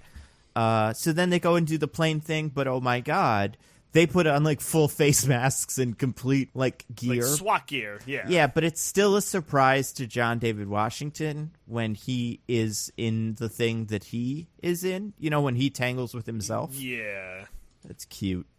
What else? And then then it's pretty much over. Then we get to the final bit where... Did we talk about how it turns out Neil was in on it the whole time? No, we didn't. So when do we discover that? I can't remember. It's in the after the interrogation scene when he shows up with Aaron Taylor Johnson and all the other backup. Right. Yes. We're Tenet Squad. How do they recruit? Is it everyone who swallowed a fucking cyanide pill? That's all they got? They have people who tried to commit, heroic military suicide, but, learned that it was a big hoax? Well, like, how do you get made part of Tenet? As we'll learn, I think you can only recruit someone. Like, you recruit someone who recruits you, who recruits the next person, who recruits the next person. But because of all the weird time nonsense, all those people are working together at the same time. It kind of seems like there are no rules. You can actually just recruit whoever you want because because the founder person will just backfill everything later. Yeah, I think that's right. So then we get the finale, which DJ, because you understand it most, can you explain the finale to me? I actually can. Okay, wait. Try. I think you can. Let me do my best. Okay. So the MacGuffin of the movie is called the algorithm, and that's the thing that will make the woman's son disappear. That's right. It looks like a crankshaft. It's pretty much a 9-piece crankshaft on a car. Oh, right. Yeah, so there's 9 bits, and it turns out that the ninth one is like what's been found. And also the villain. This is an interesting twist. So the villain has pancreatic cancer, and he's going to die. So in an ultimate move of nihilism, he has said, I'm going to take out the entire universe with me. So he has a BPM, like basically a Fitbit, that's monitoring his BPM at all times. If it ever hits 0, he will send like a text or email to his past or future, well, it'd have to be past, to his past self to say, I died to destroy the world. Right? I think that's how that's going. Something like that. Yes. Oh, we'll take it. We'll take it. Will it go to his past self or the guy?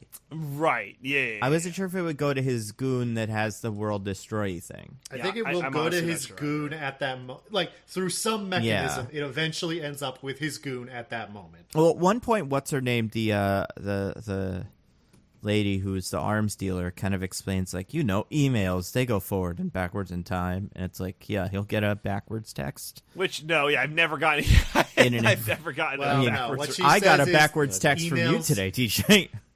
What she says, it's true, is that emails communicate, it's a way to communicate with the future. Right, true in a sense. So she says the trick is can the future communicate back?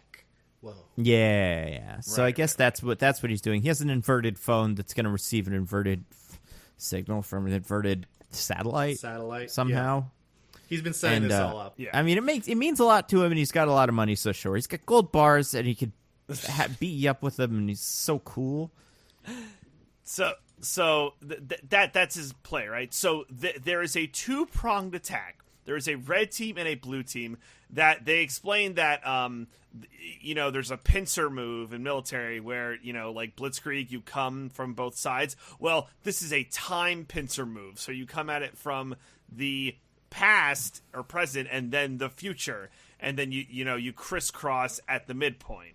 So it is a pincer time move. That's the play. So I don't fully remember what each team is doing.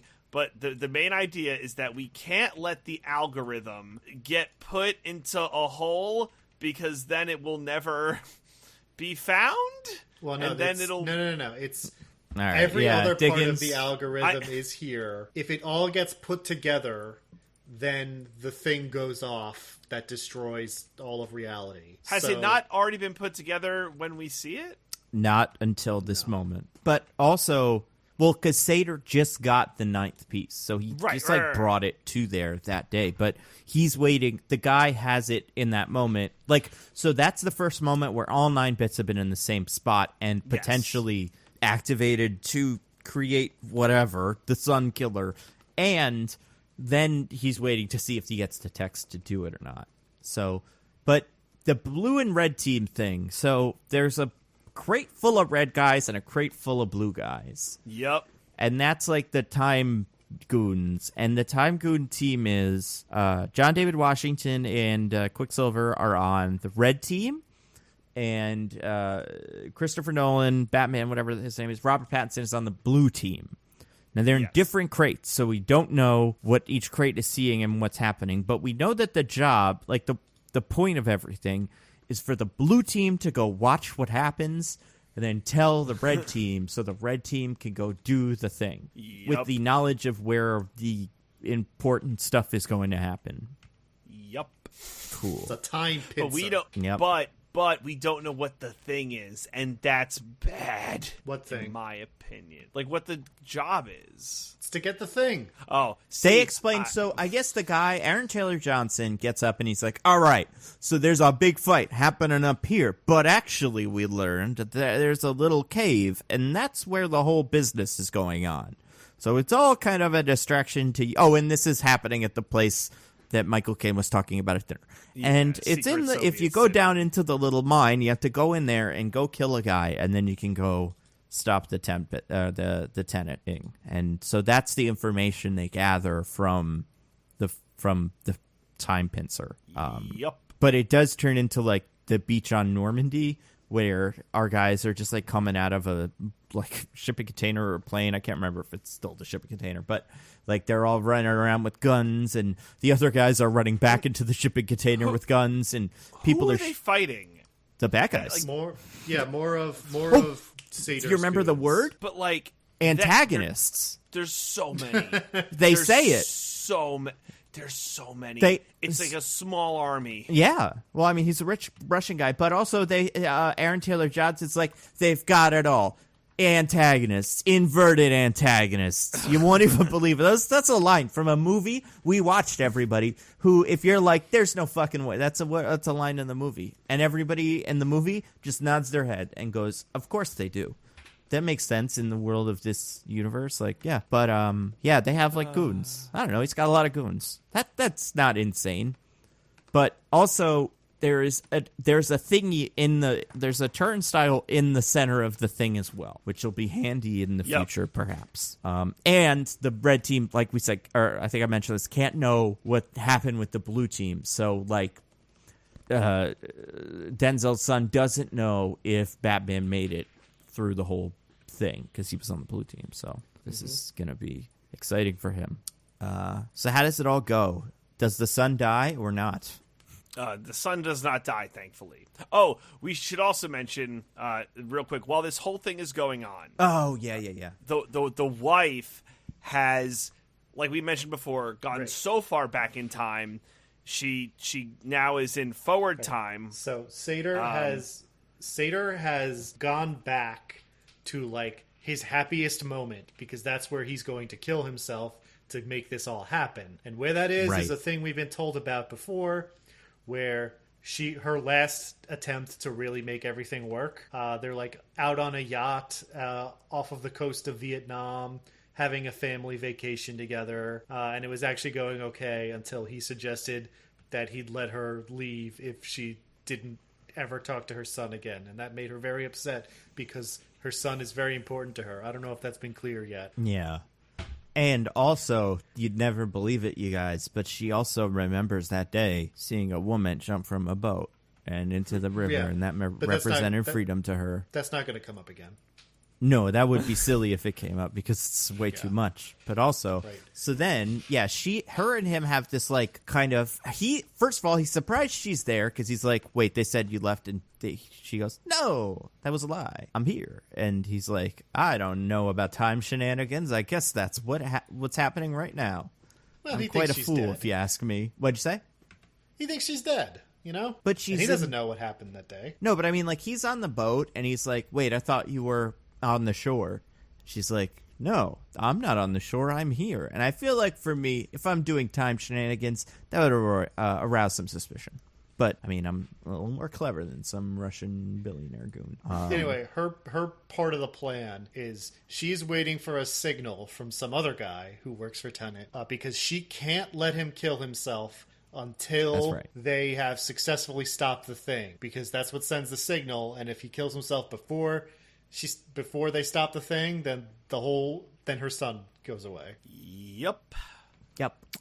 So they do the Tenet. They do the temporal pincer move, and John David Washington, the protagonist, gets to the bottom of the whole, like, you know, time vault, whatever the heck it is, and a guy has been killed there, but that person is a blue team guy, even.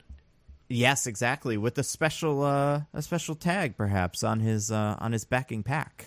So he's like, that's probably from before. But also, if he's dead, but he's from the blue team, then maybe he won't be dead and he'll get inverted. So that'll be handy. So then that guy does do that. And what do we learn about him? It is Robert Pattinson. Yeah. Womp, womp, womp. He died. They don't actually learn that until the end, even though it's very obvious. Oh, really? Well, I figured we learned that in that moment, but you're probably right. I can't. No, we don't. We don't learn it until he's walking away from John David Washington, and John David Washington sees the string, and he's like, "Oh, you're right. I feel like we see it. I feel like at some point we see him. We see him doing other stuff. He is zigzagging across, doing lots of things during this finale because he's driving on the blue a car. team. Yeah, but then he goes back. He like sees some other goons inverting themselves or reverting themselves. I don't know, and follows them. Does the same thing. Drives a car. tries to stop them from getting trapped, fails, then like goes up to the top right before the explosion goes off so he can drag them out as the bomb's exploding. He has his own little side adventure, basically. Right, yeah. I think the problem with the movie is, in that moment, and I'm looking at it now, and you're correct, in that moment... Oh, and they both have watch. Everybody has a watch that's ticking down to the time they have to be back in their little shipping container. But in that moment, we see him... or we see the person who was shot, but their face, which has like a breathing mask, because they are shot, is full of blood, so we can't see their face. And I think the rule that's been established by this point in the movie is if you can't see their face, that means it's the person you think it is. It's the other guy. Right. And that, yeah, in that moment, that means it's probably him. Right. And he is crucial to them doing the thing. He like takes a bullet for John David Washington, except because of inverted time. Like when the moment of him taking the bullet is when he joins the fight, which is kind of neat. Oh, like there's a lot of like cool tricks in this movie that I genuinely appreciate. It's just I wish there was more to it. Yeah, I think if it wasn't so convinced with, or if it wasn't so concerned with like keeping secrets and stuff, and it was just able to kind of play John David Washington as a straight just character with a motivation and some sort of personality, even just a little bit, I think I'd be more into it, because I do think I think this is like kind of like Primer, where when you put everything on paper, it all makes sense in a way that's clever. And yeah, this is like big budget Primer, really. Have you guys watched Primer? I haven't, but I've been meaning to. Oh yeah, it's a lot like that. I mean, it's not like this because it's a very small but like super technical kind of like, if this guy goes in the past at this time, then he'd meet this guy, and this guy would meet this guy. And it's a really complicated story, but it all does kind of work based on its own logic in a way that is pretty impressive. But the characters are pretty boring. So, similar. But, yeah, so then Robert Pattinson saves everybody, and that's cool. He uses his truck to save them. Himself. Yeah, but he knew he was saving the wife's son, so that was the most important thing. Oh, That made it worth it. well, that was important. But then there's also a bit which I don't love, where Aaron Taylor Johnson pretends he's going to double-cross everybody, but then he doesn't. Yeah, that was fun. It's like, come on, dude, the movie's over, all right? Can it please be over? Because they get the algorithm, and then they're like, okay, we have to break up the algorithm, and no one can tell anyone where the algorithm is. Yep. We're just going to hide it. And really, they should be like, hey, can we destroy this thing? I feel like it existing is a problem. Well, that's why I think it's radioactive or something. You just can't destroy it because it'll explode. Yeah, I don't think they know how to destroy it. I mean, I think you could, like, drop it to the bottom of the ocean, but then maybe you'd be able to find it because it's all radioactive. So, I don't know, shoot it into space. But Ooh, that's a good one. I like yeah, that. that's how I'd solve this problem. But either way, Aaron Taylor Johnson then disassembles the little crankshaft into 3 pieces, and then he leaves. And then Neil and protagonist stand together, and what do we learn? That John David Washington was the person who recruited Neil in the first place, and they've been off having buddy adventures for years, and they're basically like best friends. And don't worry about the fact that none of that got dramatized. It all happened off camera. Just believe us. They're best buddies. I mean, he knows he likes Coke better than seltzer, so he's like his best friend. You'd never believe it. But also, Neil is like, I gotta go back into the thing because I die later. I die in like 10 minutes. Negative 10 minutes. So I'm gonna go die now. Goodbye. So I do think is John David Washington, like this version now, is he like Merlin where he's going backwards in time? I think No, so. they- Yeah. As he No, Or I think he's... It sounds like a lot of what he does is in the past from this point forward, and the only way in this movie to get to the past is just to live backwards for long enough. No, I think all 3 main characters, by all 3, I mean Aaron Taylor Johnson is the third. All 3 of the guys that make it out of the thingy are verted the correct way. So the red team is moving forward. Right, he's time. verted the correct way at that moment. I'm saying the Oh. rest of his life, just generally, he's going to spend a lot of it going backwards.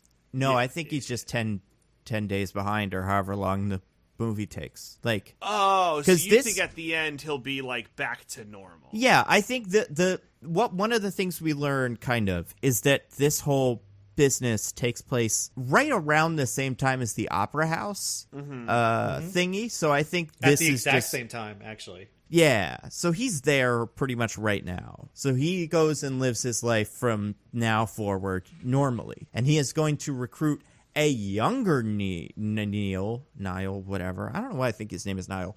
He's going to recruit a younger Niall, train him as a child or whatever, young person, get him to half as old as he is now, and then send that guy back. No, because Neil says a specific line. You have a great future in the past. But in Neil's past, maybe. No, he just says the past. So it depends on who you think Neil is. Who do you think? Do you subscribe to that one theory about Neil? I don't know what you're talking about. That he is the little baby son? Oh, no. Oh. I think he's just some guy. So there are people that it makes sense if he's the son. That John David Washington kills the lady, the arms dealer lady, and then goes and meets Elizabeth Debicki, and it's like, here, we're going to hang out together, me and you, because we're so in love, or maybe we're not, who knows? But he raises little Maximilian, whose name backwards is Neil, if you cut out half of it, but and then he sends Maximilian back in time to go do Tenet stuff, and then Maximilian meets him later, and that's why Maximilian knows things about him. I'm not saying that's 100% explained in the movie, but that is a way some people read some of it. And I think that having watched it a second time, having watched half of it a second time, which is like watching the whole thing, I think that kind of works. So, yeah, that's I think that's right. Not right, but I think that's possible. I don't hate it. I don't love it, but, It's very Christopher Nolan-y. Yeah. You know? Plus, then the son... Oh, and apparently when she's like, and that means my son will die, he does make a face that's like, oh, because that's me.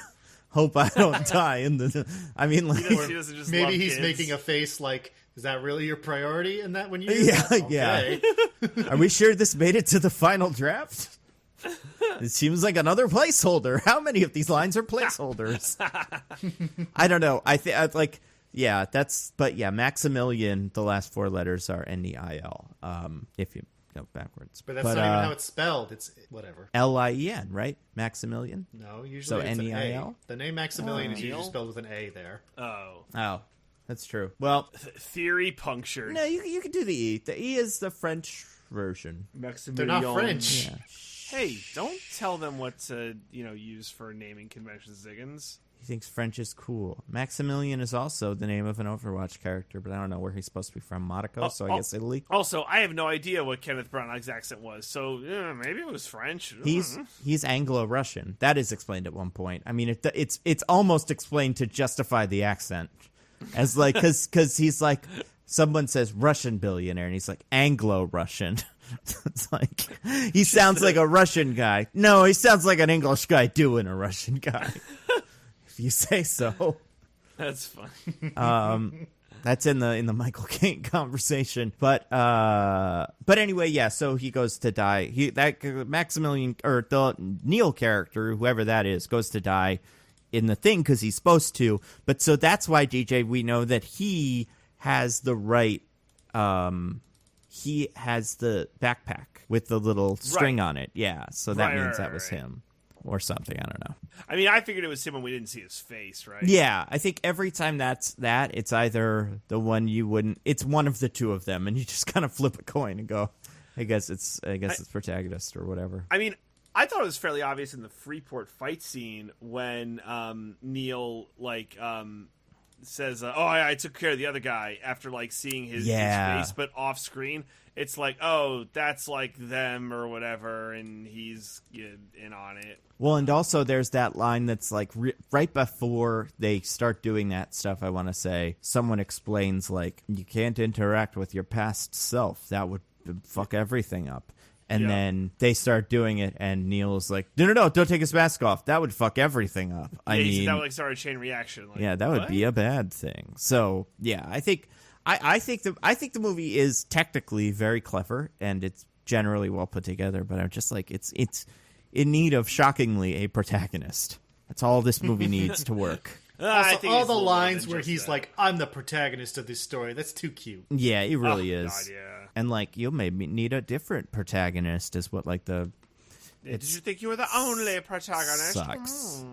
And that's why I think Neil is kind of the protagonist in the way that I think that's what she's saying in that moment, kind of. Or like that's what that's meant to mean. It's like this is actually kind of about him, but not really, but who gives a shit? I don't know. I think like he's his surrogate dad too. Like that's the other thing, that they don't necessarily have a father-son relationship, but I think you can read it like that and it kind of maps. Yeah. I don't know. It's an interesting movie, but it's not, I don't think it's definitely like missing all the stuff that I like about the other one. Like I think it's tough to get better than Prestige. I think that's probably my favorite of his movies. I agree. Right? Yeah. And Memento's very good, and I have to go back and watch that because I've seen it a couple times, but not in a while. But Prestige, I could watch any day because it's funny. It's like really well put together. It's dramatic. It's really creative. The setting is interesting. And it all fits together in a really like concise way. I think this is missing the funny and the interesting setting and stuff. And also, I just saw parts of it kind of feel like generic Christopher Nolan movie setting where it's like a fancy restaurant or this and I don't know. It should have been set in the past. I don't know. What do you think Tenet 2 is going to be when they inevitably make that? Oh, God. No, just kidding. They'll never make it. What do you think Christopher Nolan's next move is? Do you get back to basics and stop trying to do these like really complicated movies? Because I don't know how you would get more complicated than this. Unless he does some weird like Nolan verse thing. No, I was thinking start bumping into each other. Yeah, someone gets in, like, someone travels all the way back to get in David Bowie's duplicating machine, and then we get a whole nother movie where it turns out there was another version of John David Washington running around in the background or something. Yeah. And all the characters that are the Christopher Nolan insert meet and, like, jerk each other off. That'd be fun. Leo and Nolan, or Robert Pattinson. Yeah. That's what we like. I don't know. I think you should just do a fucking heist movie. Do a heist movie where no one is special. He's done it. No one can.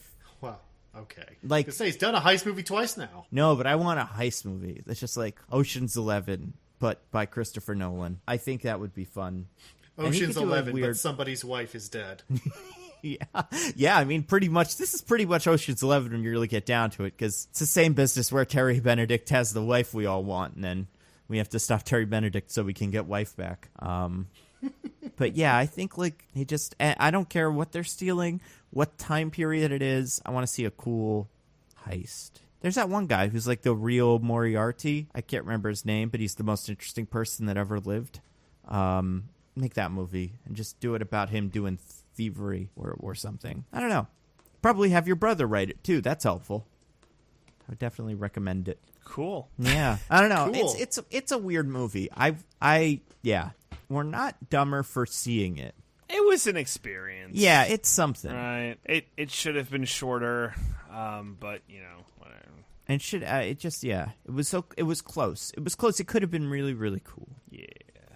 But yeah, I think you were right when you said earlier that this is kind of him entirely unconstrained from other people's objections or edits or whatnot, which I think is never really a great thing for any kind of artist. Like, don't get me wrong, I love, artistic expression, and what I mean is I am interested in seeing a creative vision, a singular creative vision in projects.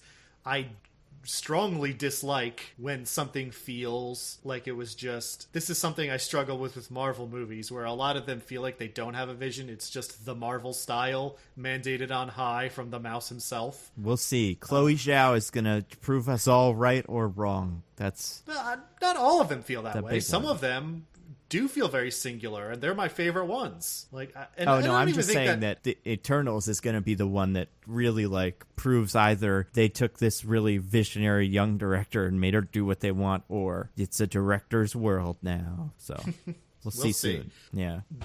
That being said, I don't think a person's best work ever comes from them getting everything exactly what they want. Yeah. Yeah, that's it. That's it. That's right. I agree. So I hope he works with his brother at least on the next one, and yeah, fix some shit. Yeah, just take it one step down, and yeah, let the people in. But better than Money Plane, you know? I don't know, is it? I agree. Does anybody better fuck than an Money alligator? Plane. Or does anybody talk about it? I don't know. Yeah. What are we doing next week, guys? So we got a suggestion. Great question. We're doing Wild Mountain Time. Oh, I've heard such good things, but not that it's good, but that there's a weird part about it, but I don't know what it is. Do you know what it is? No, I heard there's a completely buck wild twist, and I tried to find out what it was, and I didn't. I'm not going to find out, but I do kind of want to watch it, but I don't think it's going to be as good as Serenity, and, like, it's a really high bar, but I think that's what I want. I might watch it. Maybe I'll watch it. I don't know. I think I might watch it, but that's not what we're going to do. Because I think we have two options. First option, Mandalorian. It's going to be over by next week. Second option is, I guess we have three options. Third option is we do the Wonder Woman podcast and like we record it the day after Christmas or something. But other option is we do some sort of year in review wrap up podcast that we used to do. Blank is the blankest blank of 20 whatever. We've done that a couple times in the past. We haven't done it in a year or two at least, but that is something we had done before. And someone suggested it on Twitter, and I think that's an interesting suggestion. You know what they say, everything old is new again. That's true. They were good episodes. It was either we would do like the year in review, or we would make predictions for the next year. Yeah, it was like 50-50. It was like yeah. We like split it up. So I think I remember taking some wild swings that I don't remember if they paid off or not. Ugh. Nando never took a victory lap on one of them. I couldn't remember what it was. The one I was right about, which could have been any of them, because I'm always right. We used to do our Reckless Speculation show, too, which I was also right about eventually, just because we did so many speculations. Yeah. Eventually, you had to hit the dartboard. But, I don't know. I mean, we'll plan to talk about Mandalorian. I don't know if there'll be that much to nitpick, but the last episode will probably be pretty interesting. But I think we can try to do one of these wrap-up episodes / look into the future ones. I think that could be fun. Yeah, and maybe if we want to talk about that mountain movie, we'll talk about that. If you watch it, Diggins, I will watch it for sure. Oh, God, that's a heavy responsibility. I mean, I might watch it anyways. Is it on Netflix or is it on something else? I have no idea. I already forgot. What's it called? Wild Mountain Time, but it's time like the spice. What a fucking awful name. Ooh. Wild. It must be a book, right? Yeah, I don't think it's on Netflix. So I'll have to get it legally. Let's see. Yeah, no, it's only available for rent. It's not streaming anywhere. All right, well, maybe I will find it. Oh, wait, you can't even... But you can get it online? Yeah, you can rent it online. Oh, okay. Yeah. All right, yeah. We'll see. All right, well, before we end this thing again, because we already did, but let's say we'll invert time and end it. Do you guys have anything to recommend to the fine people? Yes. All right, DJ, what do you got to recommend? All right, so I want to start on the front end. I have played 15 to 20 hours of Cyberpunk. On your PS5. Okay, important. #privilege. Mm-hmm. I have been enjoying it, but I feel like this is my kind of game. I would not recommend this game to the general audience unless you have a next-gen console or a PC that can run it, and this is very important, these kinds of games. Now, what do I define as these kinds of games? I think Cyberpunk is a sandbox RPG, very much like The Witcher. I mean, it's the same developer, right? You could see the Witcher structure with a different coat of paint on it. But games like Skyrim, Fallout, games like that, if you enjoy them, I think when it works, it's really good. I have not encountered a lot of bugs. The game does crash on me from time to time, which is frustrating. But overall, I've enjoyed the experience. But it's a heavy, asterisk recommendation. So I'm just going to throw that out there. Okay. What class are you? So I did the corpo background. And my build is a, savvy talker sneaky boy. I'm very weak. I don't put a lot into body. No, but what happened in the game? Got him! I was going to say that no matter what you said. Nice. What's your penis size in the game? Well, Nando, I actually decided to go a route of making a male build, but with a vagina. No. You could do that, though. If you say so, man. Penis. Yeah, you can make a trans character. I believe you can. The way that you described it seemed surprising. If only the video game had anything to say about being a trans person. then that might What? be It's, I that, know, it's right? that they're weird in ads, right? That's the answer to that question. Oh God. Yeah. I did find one. So my friend Vin had a funny comment. He said by 2077 it looks like curly hair was eliminated from the gene pool because there's like 40 hairstyles and none of them are curly. They're all like wavy or straight. The only good eugenics is eliminating those with curly hair. We all know this. I mean, I think that is the thing. I've learned. Did you guys know there's a thing? I learned this the other day, where a lot of characters that are traditionally ginger have been recast in shows as African American characters. Did you know this? It's a thing. It is. Not. Yeah, Name Wally several. West. Okay. There was a whole list. Wally West. So that's one from The Flash. The character. So I saw this because the character Tornado, I think, or Twister in the new Black Adam movie, who is traditionally ginger, got recast. I promised this was a thing, and it was so funny looking at the whole list. But I don't know any of them off the top of my head. But Womp womp. no, I'm going to find Anyway. it. It's a thing. You go on. I'm going to get this answer. Yeah, go get that list. But yeah, so that's Cyberpunk. In more general recs, I was watching Great British Bake Off on Netflix. New season dropped, I think, like a month ago. So I finally caught up and watched that. It's very good. I would definitely recommend Great British Bake Off. It is like a different tenor than baking shows you find on the Food Network, and I don't know why I find it to be generally better. I think because the thing where like there's a technical challenge where you have to make a pineapple upside down cake, and they tell you how, but they don't give you like baking times or ingredient measurements. I just find that very compelling to see like how the different bakers go about that. It really for me has nothing to do with the fact that they're British. I know it's that way for some people. I just like the design of the show better than like the different baking shows on like Food Network or like Cooking Channel. And they also have a holiday edition that's also on Netflix. So I've been watching that. So yeah, not a lot this week. But I would say in general, watch. If I feel like you got to be in a mood for Great British Bake Off. If you've never watched it, just jump to the most recent season and watch, because I think they get like better every season. They work like a lot of the kinks out. I've heard good things, and you know what? I've watched one season. I enjoyed it. It has like a nice humor about it, but also like some of the like contestants just like take it so seriously. And I hate to admit this, but sometimes the shit gets like devastating, and I kind of enjoy watching it. It's fun. Like I'll give you an example. Like yeah. this woman, this guy's bringing his like desserts up to the counter on the tray. It's before the judges come in, and she like accidentally like elbows the dude's tray, and his stuff falls everywhere. And this woman who did it just starts bawling her eyes out. And I'm like, you did it, man. You don't deserve to be upset about this. The guy who you did it to, he should be the one who should just be like going crazy.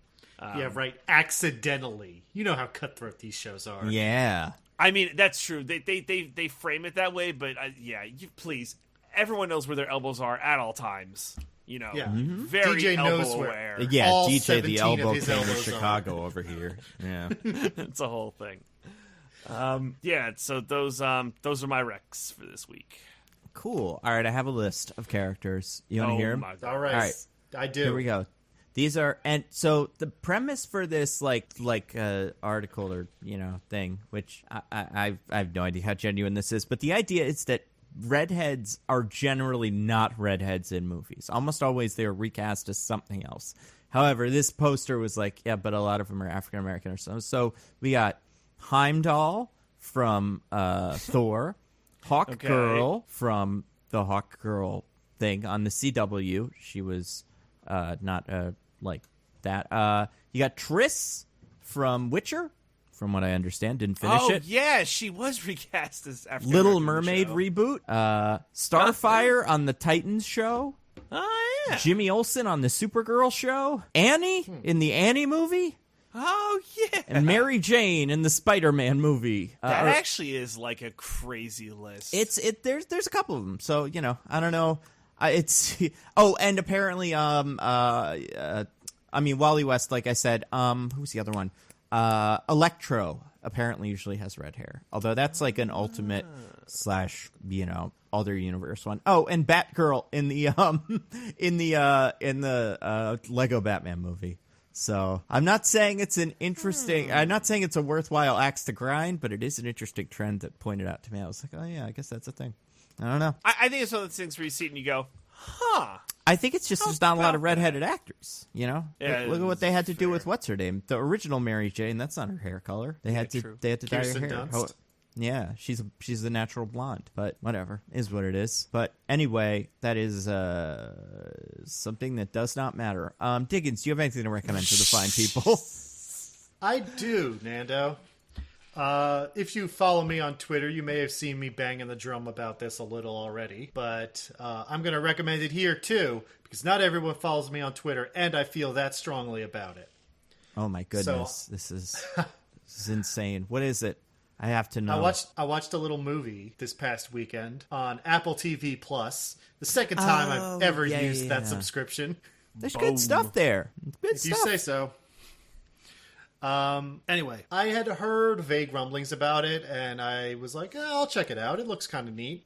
And I was very seriously impressed, both with the visual style and the quality of the writing in this movie. So the movie is called Wolfwalkers. It is an Irish animated movie about an English girl who moves to Ireland in 1650 with her father, who is a wolf hunter. So he's there to hunt wolves, and she wants to join him. But when she goes out the first time, she meets a girl who can turn into a wolf, and things go from there.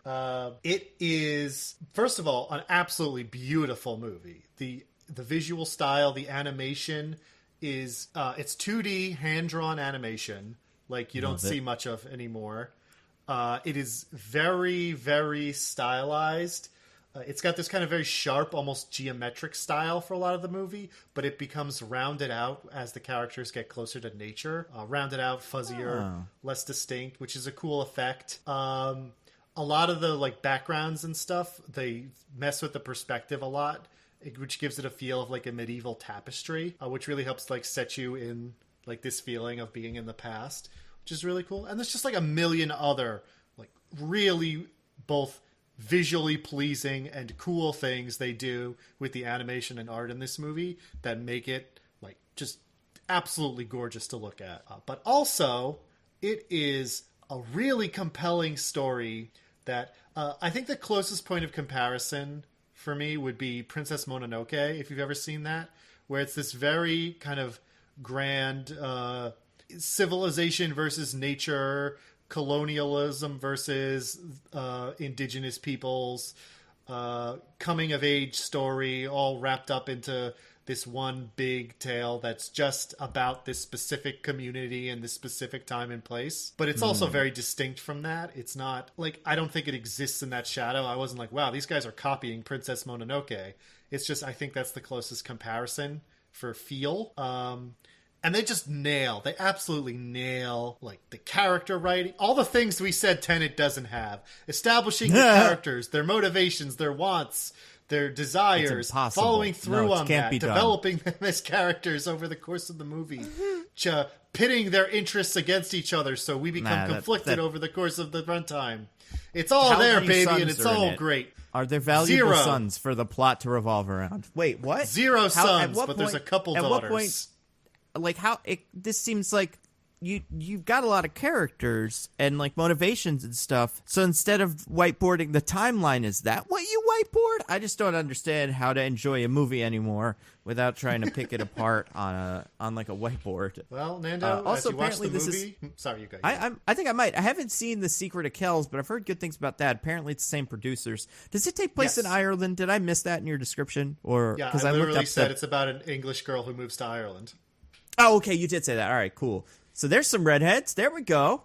Boom. The main character is a redhead, I think. We'll see what happens in the live-action version. I am immediately less sure about that statement than I was a second ago. No, it is. There's a redhead in here. She's got seems like they might both be redheads, but one seems to be more of a brave kind of big old, on fire redhead, and the other one's got one's more strawberry orangish, blonde. Yeah, exactly. Those are the two main characters. Yes. I've heard good things. Apple TV also has The Morning Show, which members of my family really like, and Ted Lasso, which I've watched some of and also quite enjoy, which is the what if Jason Sudeikis, football coach from Indiana or something, ended up teaching or coaching a European football. Yeah, right. Champions League or something like that. Yeah. And All right. Yeah, good that stuff. sounds neat. But this is my rec, and it's about wolf All right, walkers. yeah. Oh. Definitely, I might check it out. I've been looking for something like this. You absolutely just should. like It's like a nice, good time. It's immediately become one of my favorite movies of the year. I really liked it. Wow, cool. So yeah, All right. you should check that out. If you have Apple TV Plus, if you know someone who does, if you are willing to cash in your free trial on that right now, absolutely check this movie out. It is fantastic. I cannot recommend it highly enough. Cool. Anything else, or is that the one? That's the one. That's my big rec for this week. Instead of having some extra smaller ones. That's all you need. All you need is one. I don't have too many recs either. I'm so bad at this because I think of a rec, I like read and consume a bunch of media, and then at the end of the week, like by the time the podcast comes, I think of the thing that I finished most recently, and that is The Thing. So, since I can't remember what the other things were, I just finished reading. You know what? I just got the newest issue of Die, which actually just came out, which is that book I've been recommending for a while. But there is a good another good series that I've read a little bit of, and so there's 2 books currently, and I think a third one's due to come out sometime in March. But it's Earth. It's called like Earth 1 Wonder Woman. So it's by Grant Morrison, classic comic book writer who writes like the weird shit. He wrote like Doom Patrol, and he's written the very funky X-Men. He's good at like, I don't know. He's an Animal Man. That's another one. All-Star Superman. I just brought up his Wikipedia page. So yeah, he's known for writing like very I want to say risky, but very good, like really doing a good job at like reimagining and kind of breathing new life into a property. Not that I think Wonder Woman necessarily needs that, because I think she's one of the characters who has benefited greatly from like the New 52 reboot, where I forget who wrote the Wonder Woman Blood and Fire or whatever it's called, but those are pretty good too. But this is like kind of a reinterpretation of her origin story, and it kind of reworks some of the elements you would expect. So things like, you know, Steve Trevor, Invisible Plane, this character, that character, Nazis, this guy, that guy. It's, you know, I don't want to give it away because some of them kind of come up slowly, but the first 2 volumes of it are out now, and then, like I said, the third one I think is coming out in March of next year, and I have a feeling that'll be the last one. But I think that is really interesting. The art is cool, but more interesting than that, it's just like it goes so heavy into just Wonder Woman being this kind of like, even having watched like the movie and reading some of the comics, like really confusing alien. Like a arresting figure where you meet her and you hear her talk about what she's talking about like kind of submitting to love and stuff like that. They really seem to get at all the bondage stuff that the original Wonder Woman writer was a real big fan of. Yeah, it's really heavy on that, but it also like it does a good job of I don't know, contextualizing her in a way that's not just like it's really tough to explain, but I think this is a really good Wonder Woman. You know, besides that, I don't know. I've had the first issue of, and I haven't read it yet because I just picked it up today from the store, a book called MODOK Head Game. So it's a prequel to the MODOK TV show that's going to show up in like a couple of years or something. Who knows? But it's like on Hulu, stop motion animated. And it's written by Patton Oswalt, who is in the show, and also Jordan Blum, who is one of the Blumhouse people. I haven't read it yet, but I feel like it's probably fun. It's kind of MODOK's journey through middle management and having issues being in AIM, and trying to kind of keep control of it. I think he's one of the Blumhouse guys. Oh, maybe he's not. Maybe there's multiple Blums. I had no idea. But if this is the same guy, he wrote an episode of Community, he wrote some American Dad, so maybe this is a different Blum. Huh. Either How many way, Blums could there possibly be, Nando? as I expected. So this one is from Westchester, New York, and that's Jordan Blum. Jason Blum is from That's the Blumhouse guy. L.A. Yeah, they're different Blums. Maybe they're related. Like maybe it's like a cousin or nephew or something. But so this is written by Jordan Blum. God, I didn't. That's a name that I did not expect to see more of. But yeah, it's probably funny. I love me some MODOK, and the idea of like what's his day to day is probably a real treat. Yeah, that's all I got. Next week, some Mando, some 2021, 2022, summation. 2022. Oh, sorry, 2020. I guess I meant 2020 knows, as well, you know, but No, also 2022, the sequel to 2020. it's going to that be makes great. sense. They can fix all the mistakes they made in the first one, like in most Yeah. sequels, and like really streamline it, turn it into a good story as We're opposed actually to a big mess.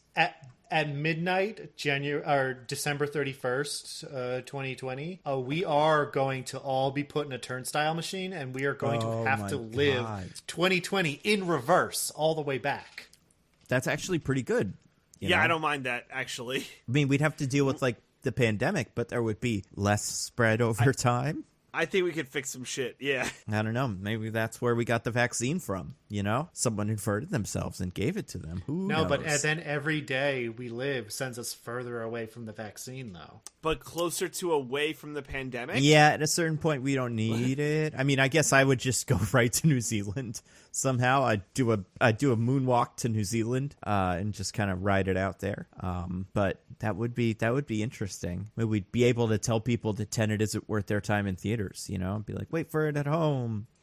It's It's not fine. Go see Sonic. New Mutants. A lot of disappointment. Yeah. Oh, you know what else? By the way, another like half rec. I've recommended it before, but the I forget what it's called, The Life of David Copperfield, or The Story of David Copperfield, or whatever.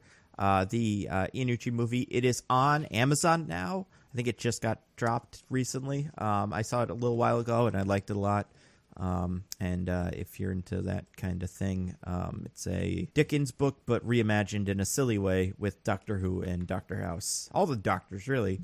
Yeah, and so yeah, next week we'll do those things. And this is mostly nitpicking, podcast where we pick apart a piece of pop culture by looking exclusively at the details. And I'm Diggins.